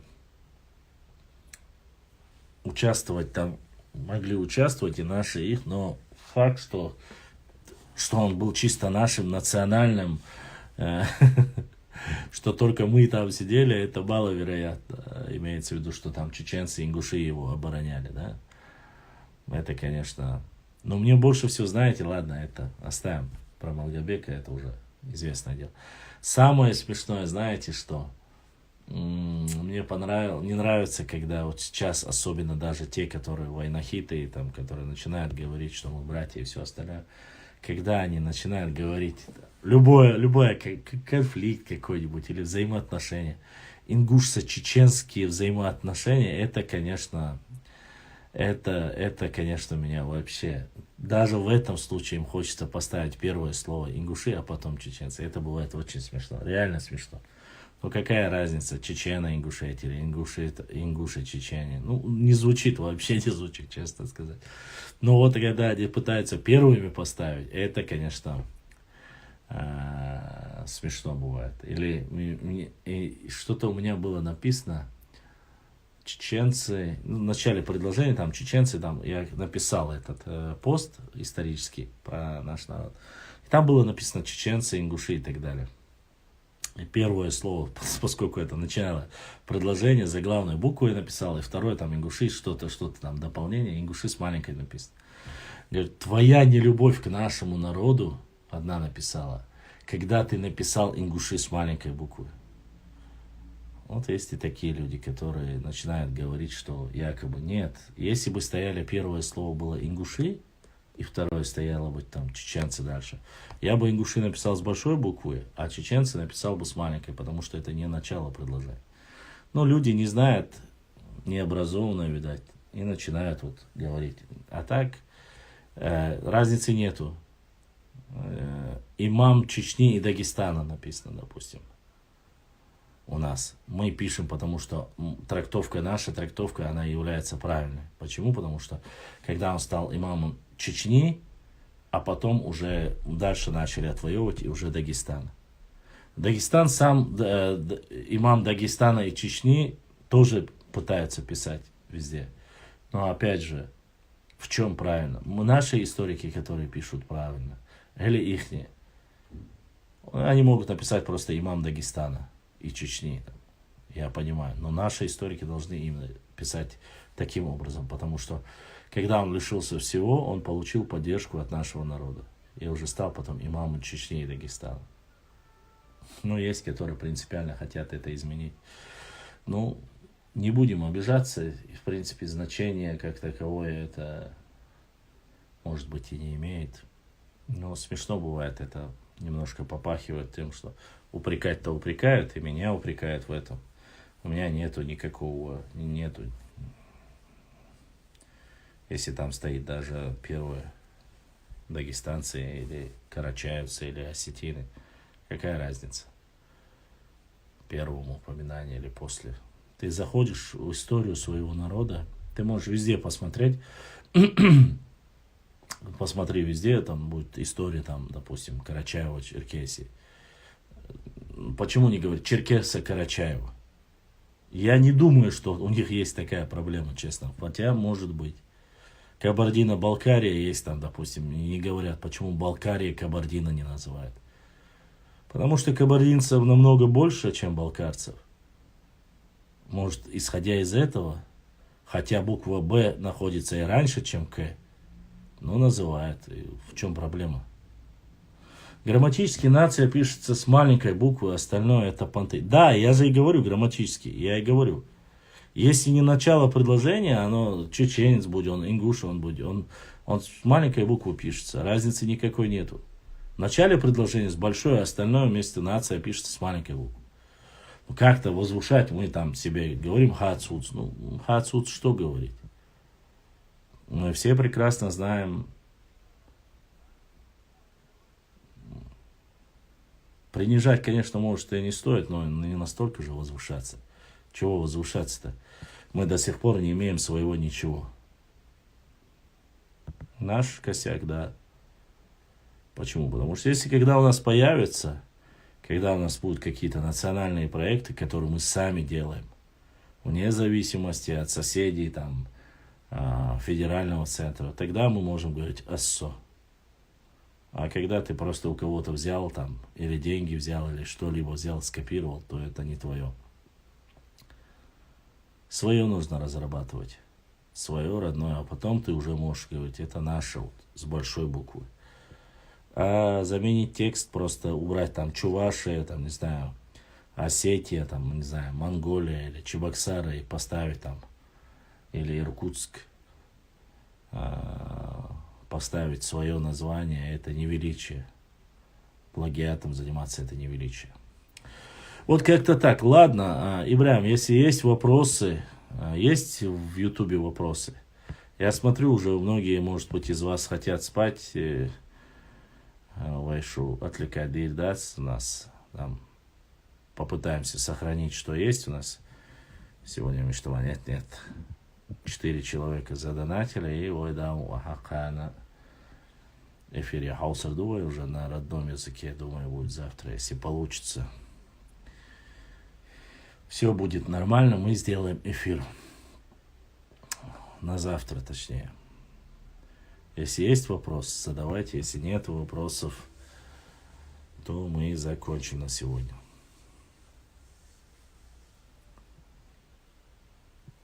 Дуй, Хатташ, дуй. Есть вопросы, есть желающие или нету?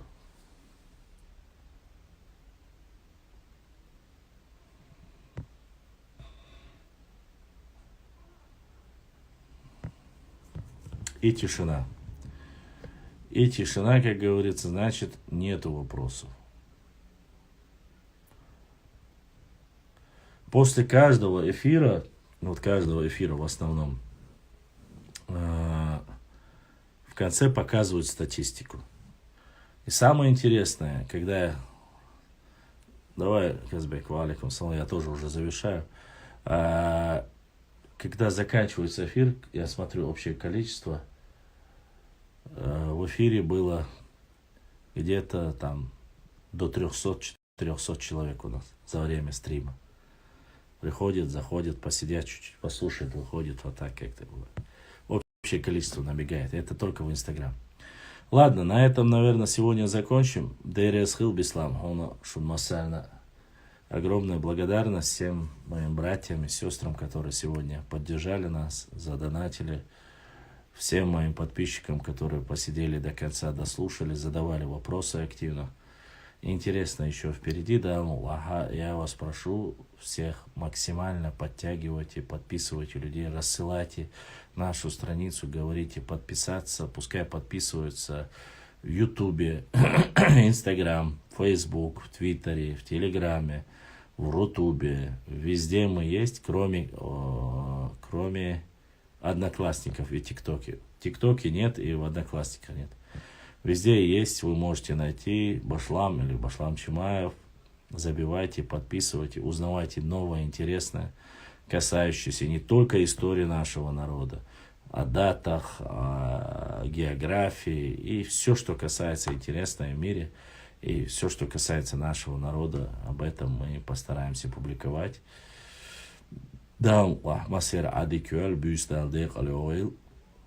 Если я каким-то образом кого-то обидел, задел, оскорбил, я прошу вас ради Всевышнего Аллаха меня простить. Я никому специально что-либо не оскорблял, не обвинял ни тайпы, ни народы, ни кого-либо. Судера, прошу прощения у всех, если я обидел. Это все в рамках доктрины истории, изучения истории, рассказов.